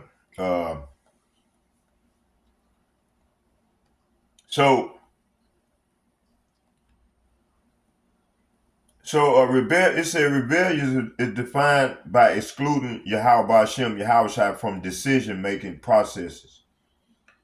All right. It said human plans multiply sin when disconnected from divine direction. False security is built through alliances not approved by power, by Yahweh Hashem, Yahweh Shai. It says spiritual covering outside Yahweh Hashem, Yahweh Shai's spirit leads to deeper corruption. See? That's why a lot of our people, man, are caught up in this system. You got the senators and congressmen corrupt like a motherfucker. And the Lord ain't dealing with them, man. All right? I just read it. It said, let's read that again. It says, false security is built through alliances not approved by God, who y'all even call Jesus Christ. That's the Lord cap G-O-D. The capital G with an O and a D. That's G430. So that's referencing Yahweh Shai. Spiritual covering. Say what? Hold on. Damn. Shit. Hold on, y'all. I got excited. Messed my app up. It says spiritual covering outside of Yahweh Hashem, Yahweh Shai, God's with apostrophe S, spirits, leads to deeper corruption. Sin compounds when leadership rejects divine counsel and instructions. You see? And get that Sirach chapter 5, verse 7. It said, make no tarrying to turn to the Lord. See? So delay of obedience produces spiritual drift away from truth. See? Self-directed counsel leads to compounded rebellion and judgment. So God's spirit, who y'all ignorant call Jesus Christ, so Yahweh Hashem, Yahweh Shai's spirit must govern every decision for righteousness. Human wisdom fails when it excludes divine authority. True safety exists only within obedience to the Lord. See? And get Isaiah chapter 30, verse 2. So Isaiah chapter 30, verse 2 is saying leadership seeks Egypt's protection. So our people seek America's protection, the government's protection. So you got a lot of people gonna take that chip, man. That Revelation, that mark of the beast, that Revelation 13:16. Let's read it again. It said leadership seeks Egypt's protection instead of trusting in God's power. Yahweh Hashem, Yahweh Shai's power. Reliance on worldly strength replaces covenant faith and obedience. Pharaoh symbolizes human systems of temporary military security. Yahweh Hashem, Yahweh Shai's people are warned. Say what? Yahweh Hashem, Yahweh Shai's people say what? Yahweh Hashem, Yahweh Shai's people are warned against misplaced political dependence. Trusting earthly alliances reveals lack of spiritual discernment. See? Isaiah chapter 30, verse 2. That walk, say what? That walk to go down into Egypt and have not asked at my mouth to strengthen, say what? To strengthen, say what? To strengthen themselves in the strength of Pharaoh and to trust in the shadow of Egypt. See? So that's why the Lord going to do a lot of killing. 2/3 of the people got to go. Sister, don't try to be one of the 2/3. I'm putting your ass up on game. All right. It says,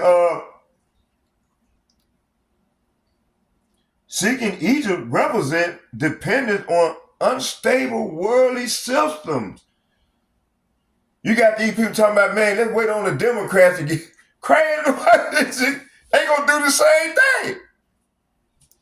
Man, let's wait till Kamala get in there. Man, get the fuck out of here. People crazy as hell, man. Stockholm syndrome. I call them Stockholm syndrome ass niggas, man. They love their captors. Look that word up. Stockholm syndrome. In the lesson I did earlier, I broke it down. So go check that lesson out. I did earlier when I did my bus ride. It's about 2.5 hours long, beautiful lesson. It says,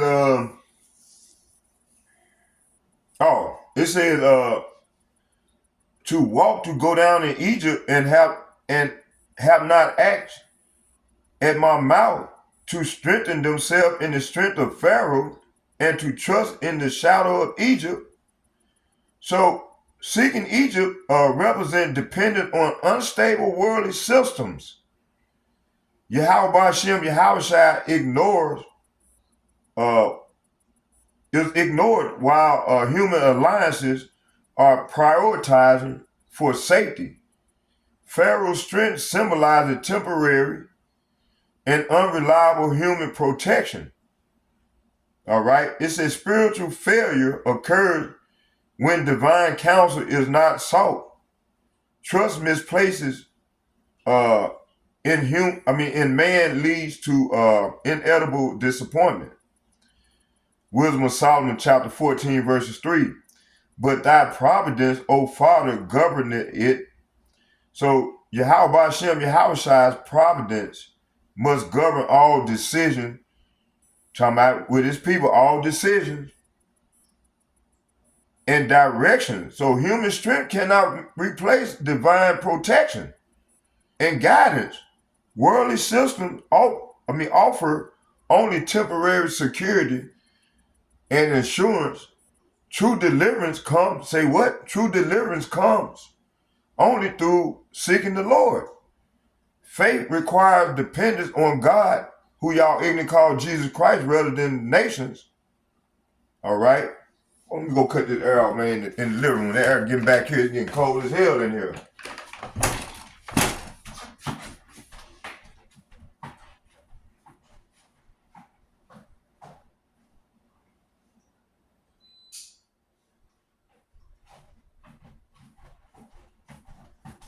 How much time we in?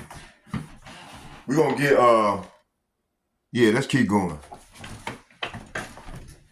Let's keep going. Let's get so faith requires dependence on power rather than nations. And get that Isaiah chapter 30 verse 3. So Isaiah chapter 30 verse 3, Yahweh Hashem, Yahushua commands the prophets to write judgment as a witness.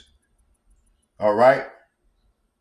The message is meant. Let me show y'all something.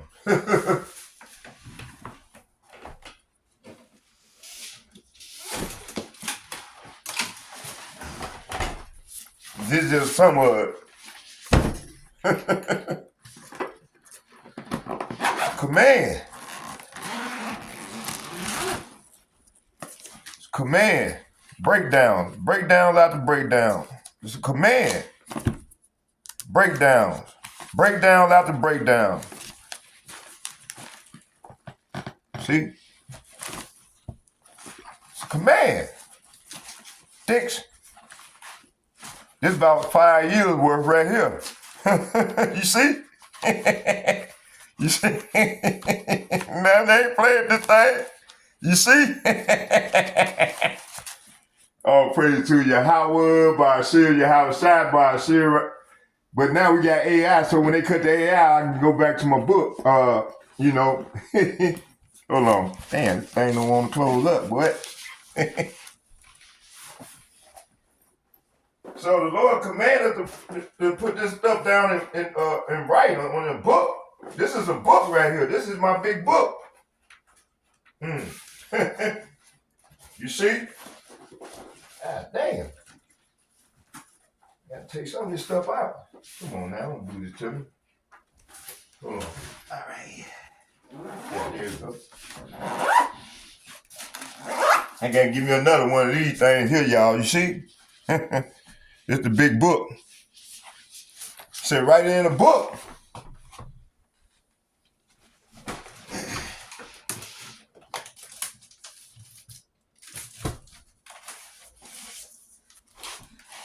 He said right in the book.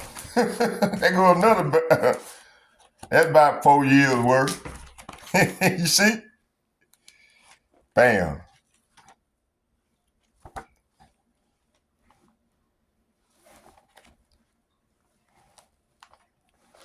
Early on when I came into this thing.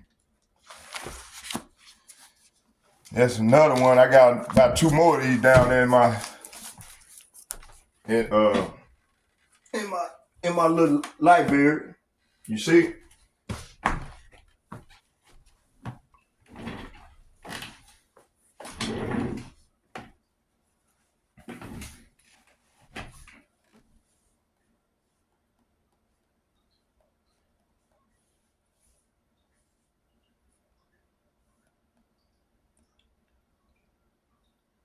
Isaiah chapter 30, verse 8, Yahweh Hashem, Yahweh command the prophet, say what? Command the prophet to write judgment as a witness. The message is meant for future generations to understand rebellion, Israel's sin. Say what? Not all nations. Israel, he said Israel with apostrophe S. Sin is documented as permanent testimony against them. See? Written law preserved divine warning beyond immediate audience hearing. See? Rejection, say what? Rejection of prophecy become evidence in the day of judgment. See? Isaiah chapter 30, verse 8. Now, go write it before them in a table. Say what? Now go write it before them in a table and note it in a book, that it may be for the time to come forever and ever. So Yahweh Hashem, Yahweh ensures his warning are permanently recorded for accountability. See? Written scripture serves as lasting testimony against the disobedient. Divine instruction is not temporary, but preserved across generations. All right, judgment is documented. Say what? Judgment is documented, so truth cannot be denied later. The written word establishes enduring witness of Yahweh Hashem, Yahweh's righteousness. And go to 2nd Esdras chapter 14, verses 22. It said, for thy law, say what? For thy law is burnt. Therefore, no man knoweth the things that are done of thee. So it was burned, man, in 7 AD, man. The Lord had to gather 7 of the Hebrew Israelites, starting with Ezra and his men. He sanctioned to get 5 more other guys and go. I think they went up to Mount Sinai, where Moses had went. And they were there for a while. And some wrote at night and some wrote it during the day. And they did the whole book over again with the Apocrypha in it, which these devils took out. They hid that Apocrypha and gave you 66 books. That's why these Christians can't get it. It said Yahweh Hashem, Yahweh preserved truth through written revelation for all ages. Scriptures stand as an eternal witness against rebellion and sin. Human forgetfulness is connected through divine writing, written records, divine written records. That's what I wanted to say. The word of God, the word of power remains fixed and unchanging forever. Accountability increases when truth is clearly documented, and preserved. Isaiah chapter 30 verses 9. Yahweh Ba'ashem Yahushua describes a rebellious people refusing to hear truth.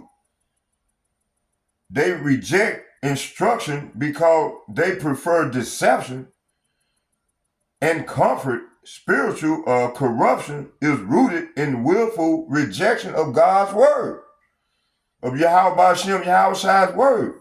He come in the volume of the book. When he said volume, mean the whole book.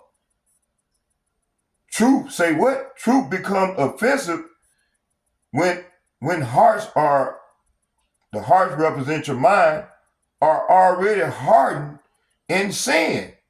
Rebellion is defined by refusal to obey divine instruction, you see. Isaiah chapter 30 verse 9. That this is, say what? That this is, say what? That this is, talking about the Israelite, is a rebellious people, lying children. Say what? Lying children, children that will not hear the law of Yahweh Ba'ashem Yahushua. So rebellion is identified through rejection of Yahweh Ba'ashem Yahushua's law.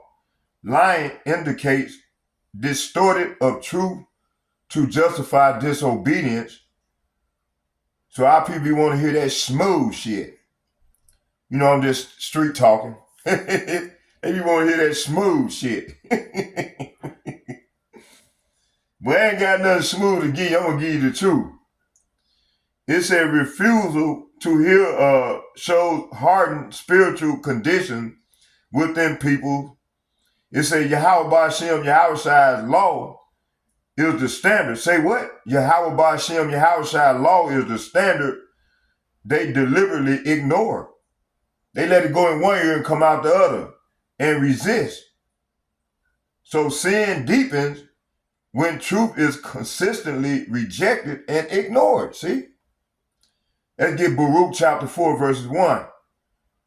This is the book of the commandments of power of God and the law that endured forever and ever. See? So Yahweh Ba'ashem Yahushua's law remains eternal, the eternal standard of truth and righteousness. Rejecting instruction leads to spiritual blindness and corruption.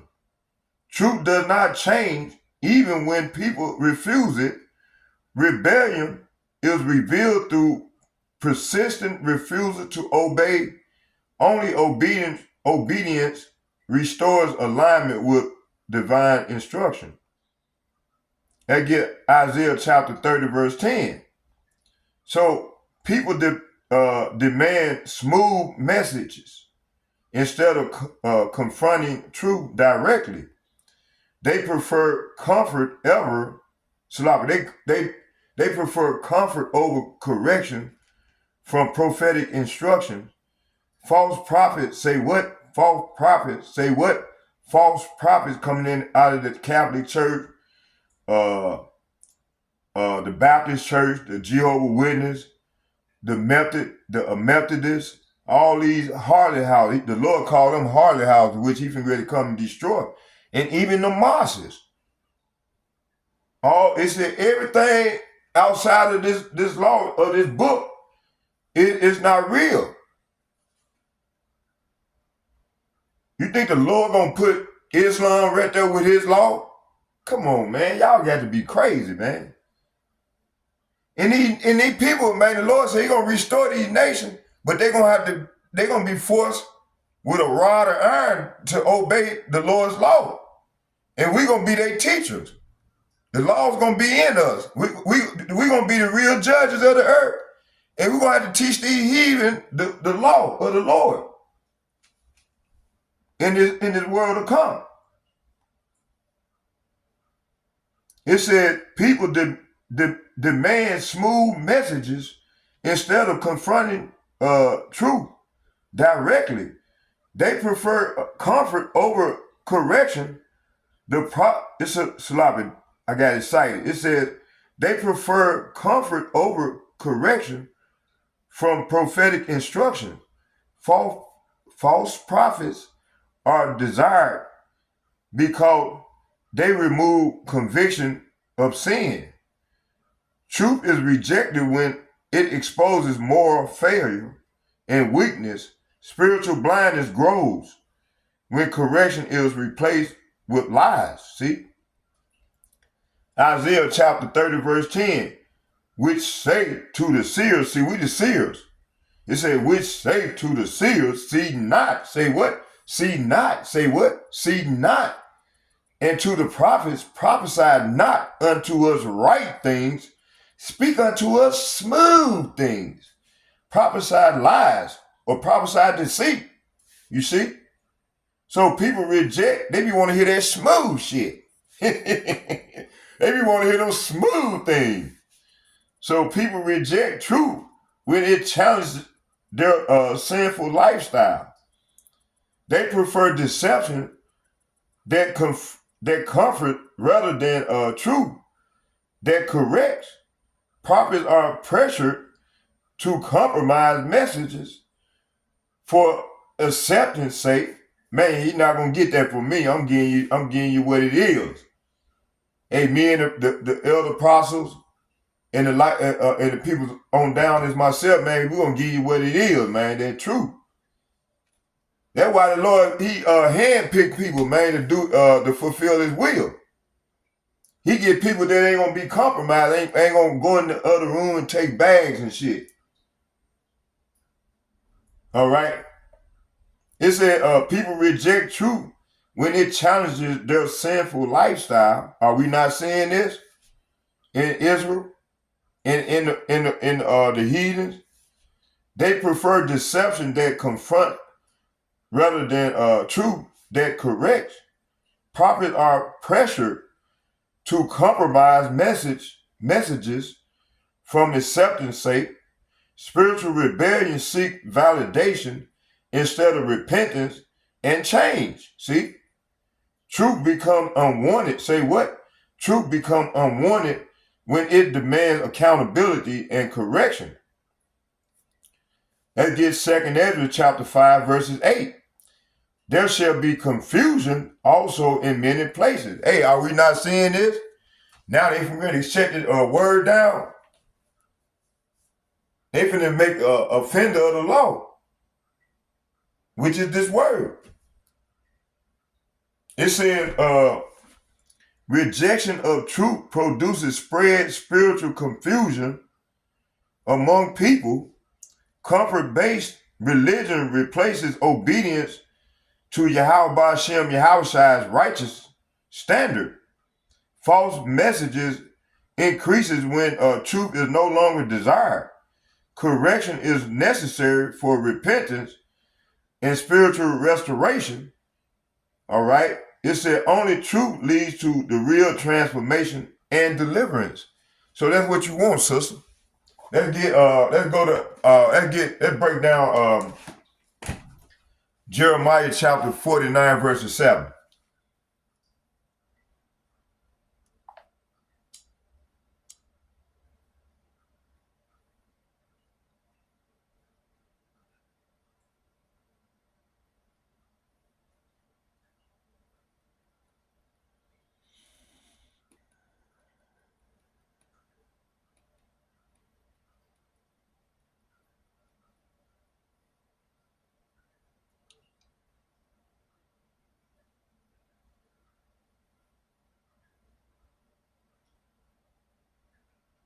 Matter of fact, let's start at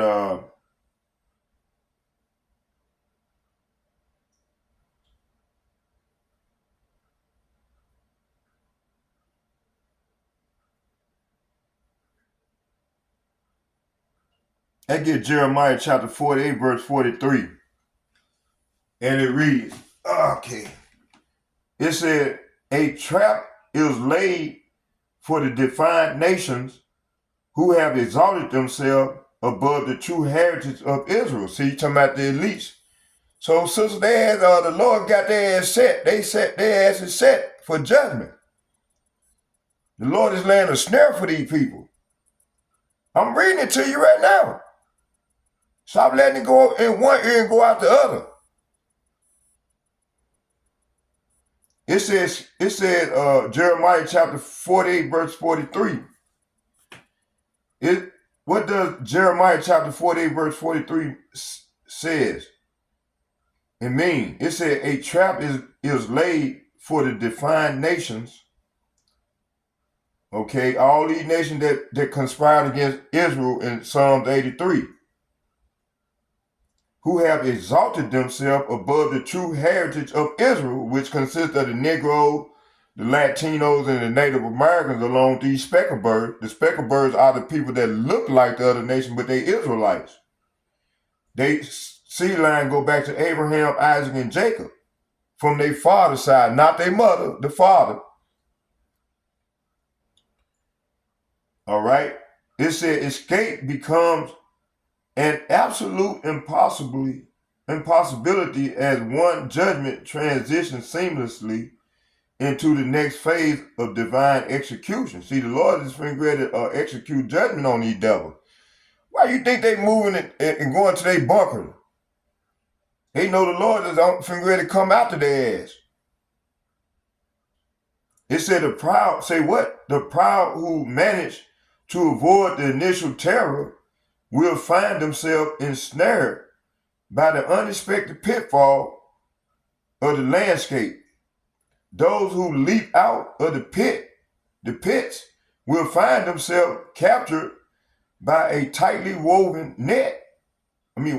Tightly woven nets of the Almighty design. See?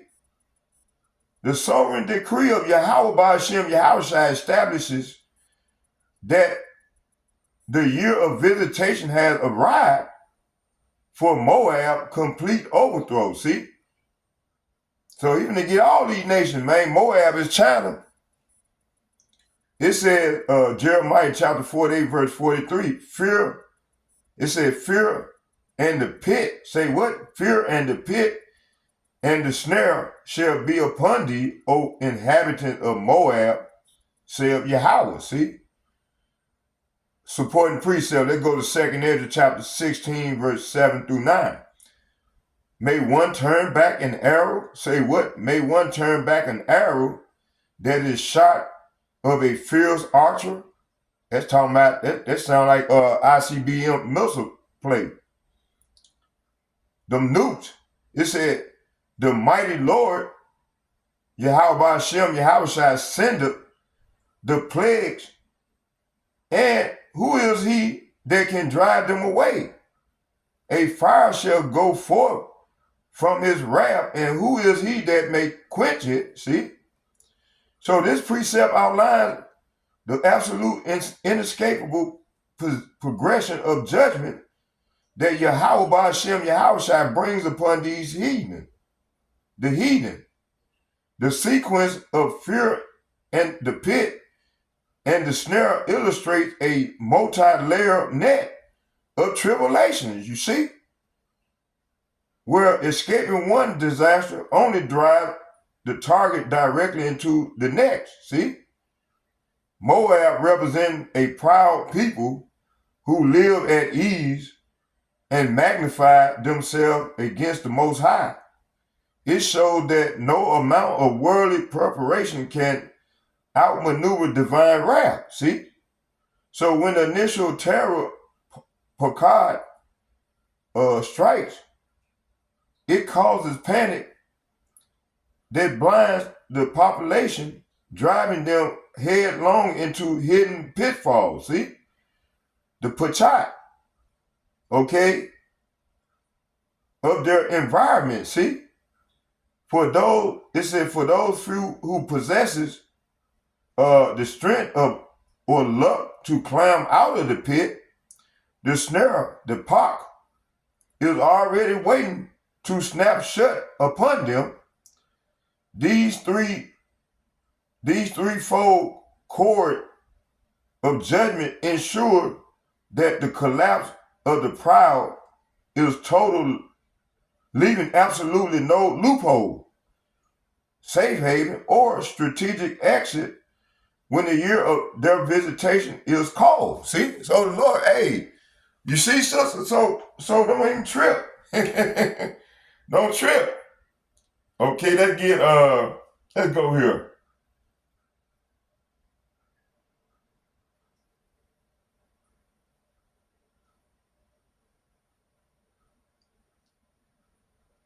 Let's go to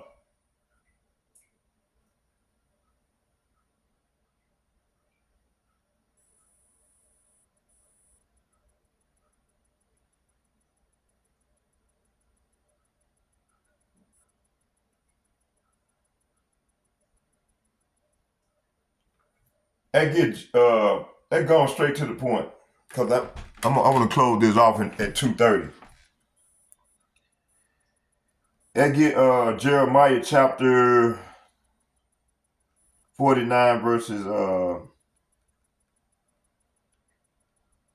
7. This is one I wanted right here. So Jeremiah chapter 49 verses 7. I got to take a coffee break on this one. I'm going to spend the next 20 minutes going into Edom.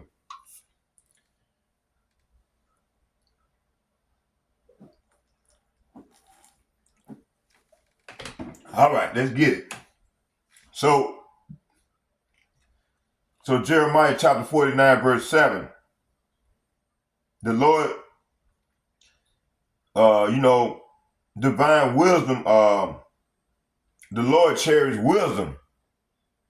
It said the wisdom of the worldly elites, say what? The wisdom of the worldly elites and the counselors of hidden structures has completely perished. See, this is what's coming to these devils. These elites like Peter Thiel, the Rothschilds, the Oppenheimers, all these 1% that's hoarding all this wealth. Elon Musk. So enjoy it, y'all. Hey, this is the last hurrah for you all. Matter of fact, let's go here before we start this, Jeremiah. Let's go to 2nd Ezra, the 6th chapter. Let's get that.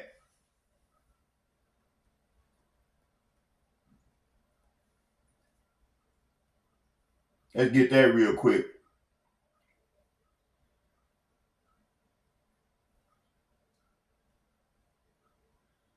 And these devils know this.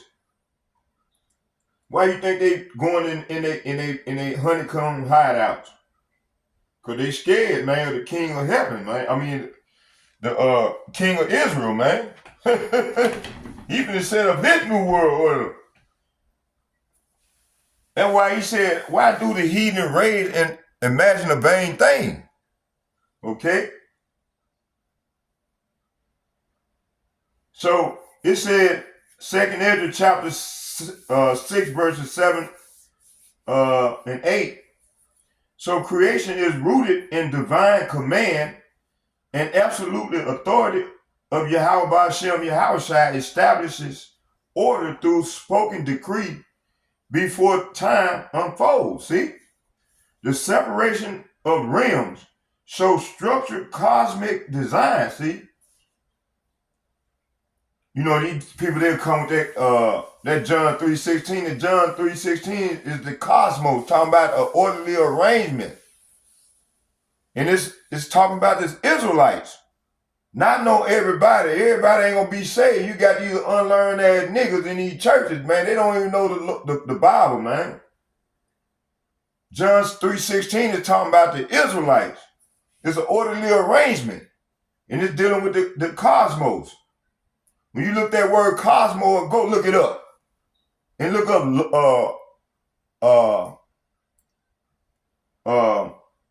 whosoever, what that other word, world, and there's another one. It's 3 of them. It's 3 words that deal with the cosmos, and it's an orderly arrangement. And this is part of it right here. Let's go and get it. It said creation is rooted in divine command and absolute authority.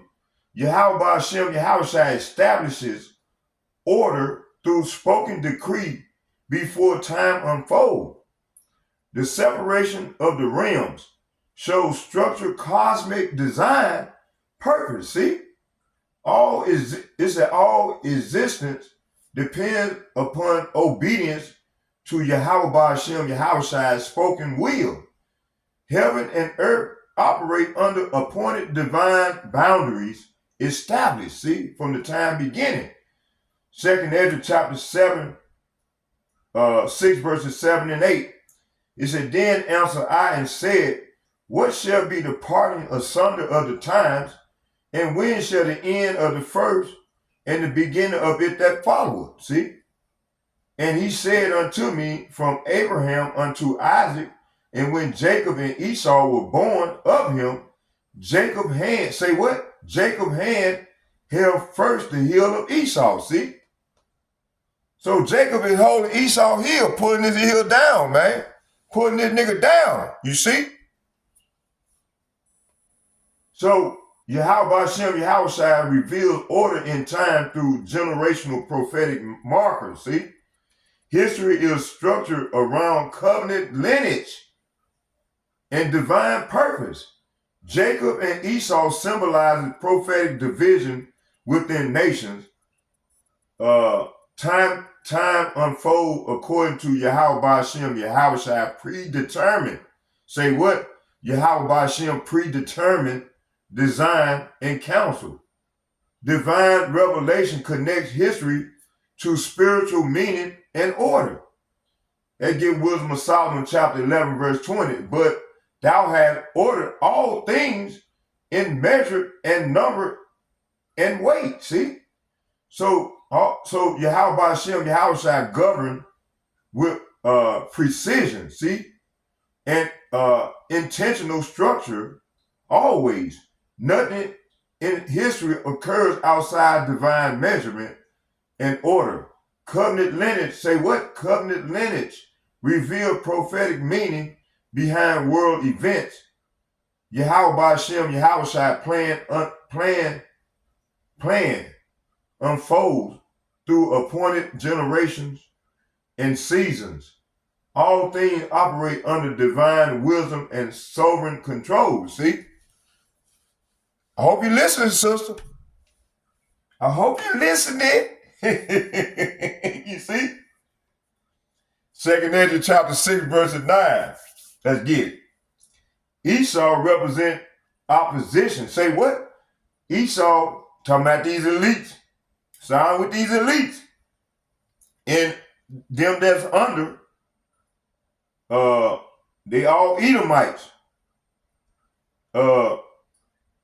But now you got some speckled birds in there too. In all tribes, you got speckled birds. It's 18 nations that populate the whole earth. And you got some speckled birds. You got some of our people gonna look like these other nations. You gonna have some of our people gonna look like Somalians. You gonna have some of our people look like Chinese, like Moab. You gonna have some look like all the other nations in Psalms 83. All right. So we can't judge by color. That's why the Lord gonna send the angels to separate the sheep from the tare. Let's continue. So Esau represents opposition within prophetic covenant unfolding history. Duality of nations emerges from one ancestral origin point. Yahweh Ba'Shem Yahweh establishes separation between chosen and opposing lineage. See? So the angel gonna come and separate the sheep from the tare. All right? Yahweh Ba'Shem Yahweh establishes separation between chosen and opposing lineages. It says struggle between brothers reflects broader national spiritual conflicts. All right? Divine. See, the angel came and told Rebekah, it's two manner of nations in your womb. Two manner of different nations was in her womb. You had the good seed, which is Esau. I mean, not Salaphia. It's Jacob. And then you had Esau, which is the wicked seed. All right? You had good versus evil in her womb. All right?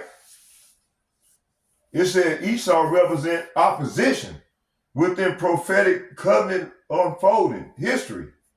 Duality of nations emerges from one ancestral origin point. Yahweh Hashem Yahushua establishes separation between chosen and opposing lineages. It says struggle between brothers reflect broader national spiritual conflict.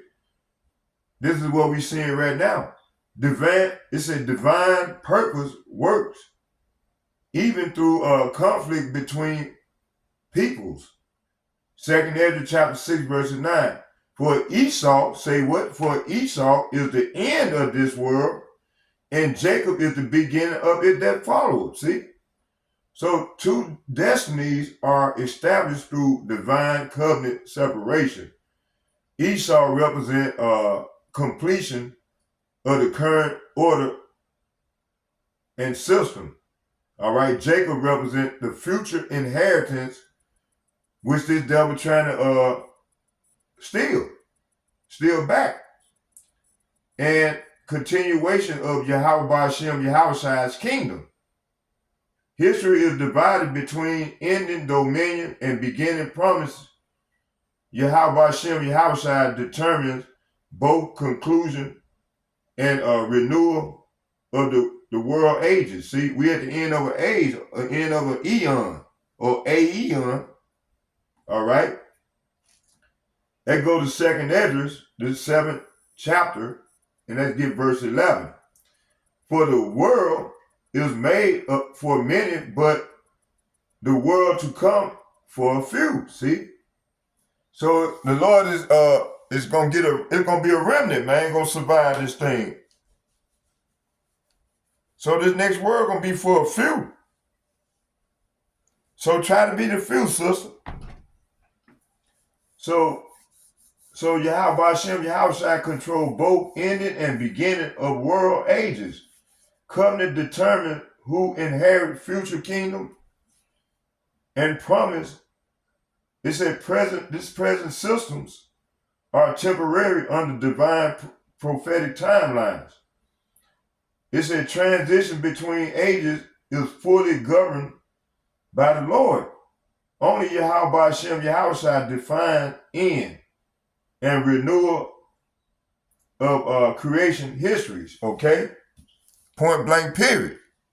All right, I'm gonna go. Let's get Jeremiah chapter 49 verse 7. Then we'll close. I'm gonna do a part 2 to this lesson. So the wisdom of the world elites.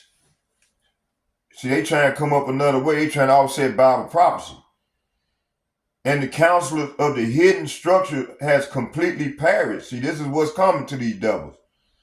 Their circulated strategies, digital control system, and geopolitical alignment are drained of all understanding. See? A sudden and a total decay of intellect has overtaken the oldest and the most cunning institution of the heathen. See? Talking about Esau, Edom. Their long established think tanks and political architects are left utterly naked, confused, and exposed to ruin. See? This is what's coming, sister. All right? You see? I thought maybe I'll bring you the good news last. Oh, praise to Yahweh, Ba'ashem Yahweh, Ba'ashem Rikah Kadash. And they can't stand it. They might shout a ban this video like they've been doing all my other ones. Taking forever they'll let it upload. Then if something is said on there, they're gonna say, well, he canceled the video. Goddamn devil. That's why I heard Bard say that when I was watching this lesson earlier, they doing the same thing to my video.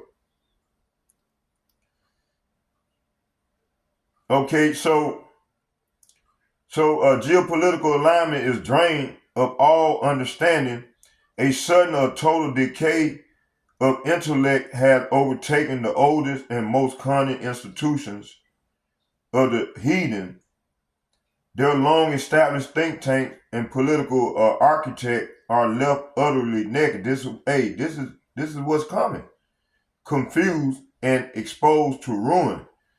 The sovereign decree of Yahweh, Bahashem Yahushua, thoroughly extracts the foresight from the proud who marks his word. See?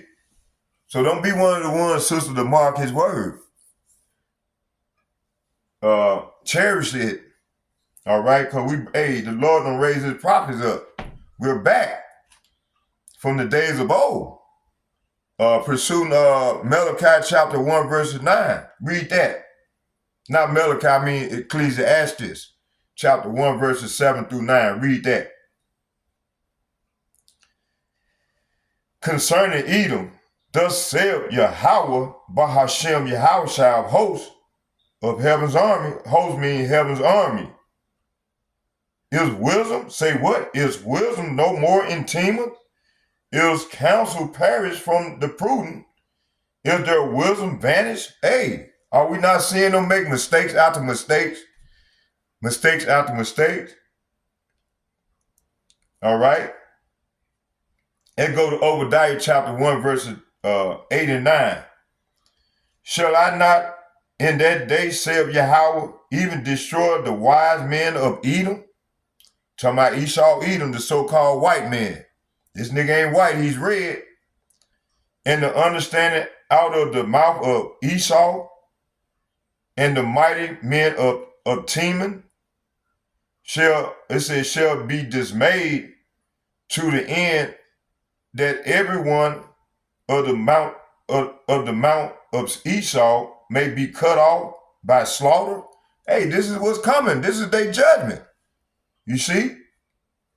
So these precepts exposes the complete psychological and intellectual bankruptcy that Yahweh Ba'Shem Yahushua brings upon the global ruling class of Edom. See? Teman, the Jerry Kushner, the Rockefeller, the Rothschild, the Gettys, the Oppenheimers, Elon Musk, the Donald Trumps. Man, listen, the Lord is stripping these people. And they see it. They feel it. That's why they're going into hiding. It says, so this precept exposes the complete psychological, intellectual bankruptcy that Yahweh Ba'Shem Yahushua brings upon the global ruling class of Edom. Teman, a major region within Edom, will internationally renowned in the ancient world for producing elite scholars, deep thinkers, and cunning political strategists, men who master the arts of statecraft, economic manipulation, and long-term planning. Yet, it said, yet, when the year of their visitation arrives, the Most High asks a series of radical questions to mark and total evaporation of their deceptive brilliance. See? He's stripping them. Okay, the phrase, if their wisdom vanished, indicated that their highly praised data system, predictive algorithms, and technocratic counsel will suffer a sudden catastrophic failure. You hear that, sister?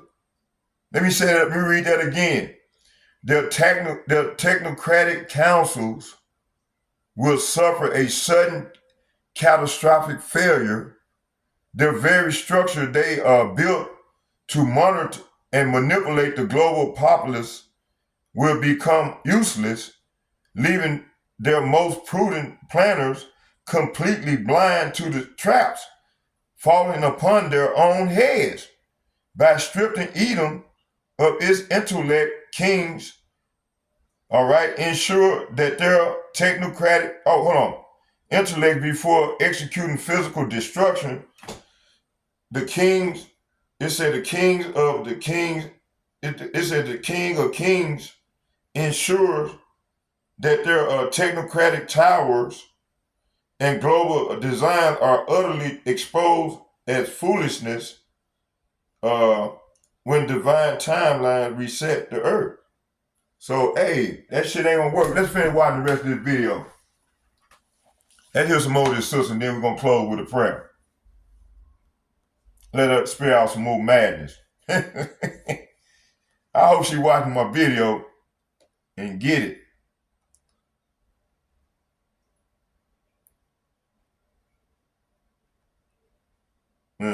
There you go.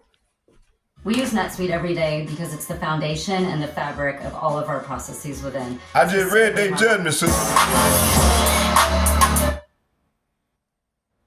Right here. Trump, and we must stop the Republican Party is incredibly dangerous at this point. As much as Cory Booker tells you those things, behind closed doors, Cory Booker is friends with those same damn people that he pretends to fight against in public. So he's still rubbing shoulders with Jared Kushner. He cool with the Trump family. You get me?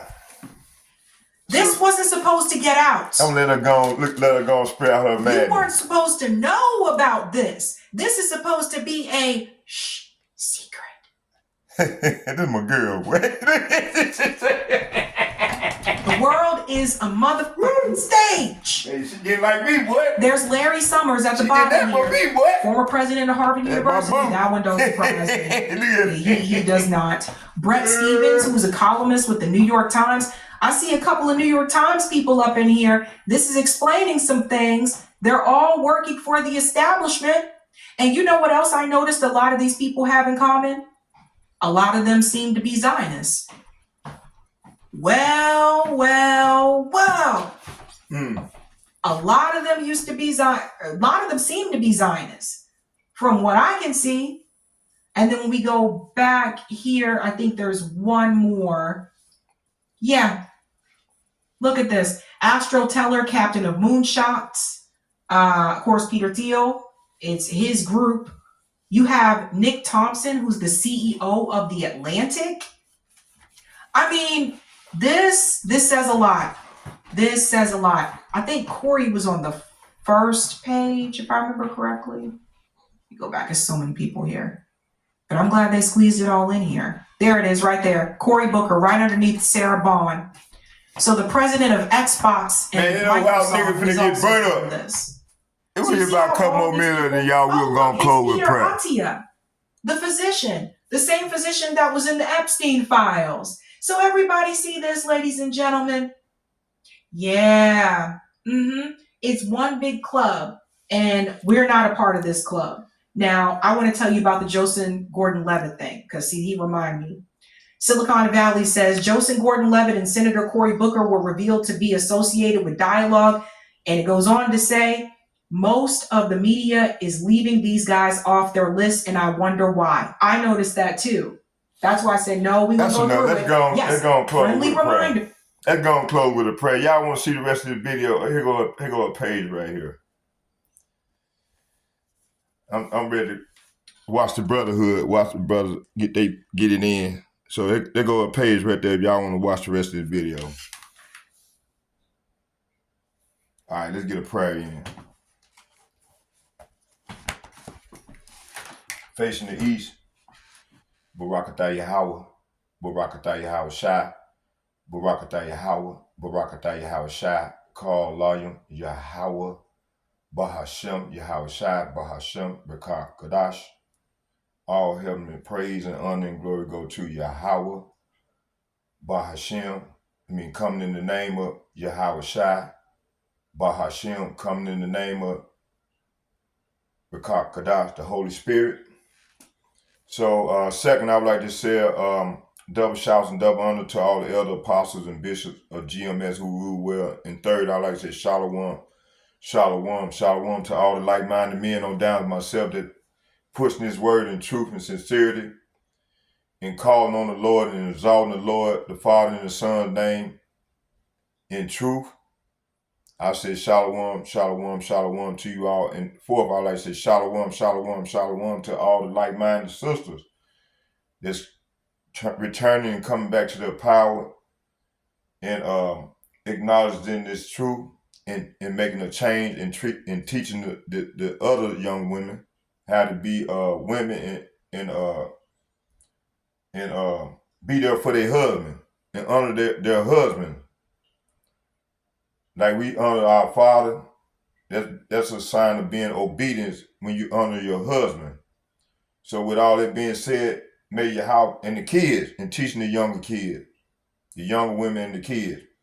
So with all that said, may Yahweh Hashem, Yahweh Shai be with us. We had a divine covering as we go further into the great tribulation. May the Lord be with us. So with all that being said, I say shalom, shalom, shalom. I'm out.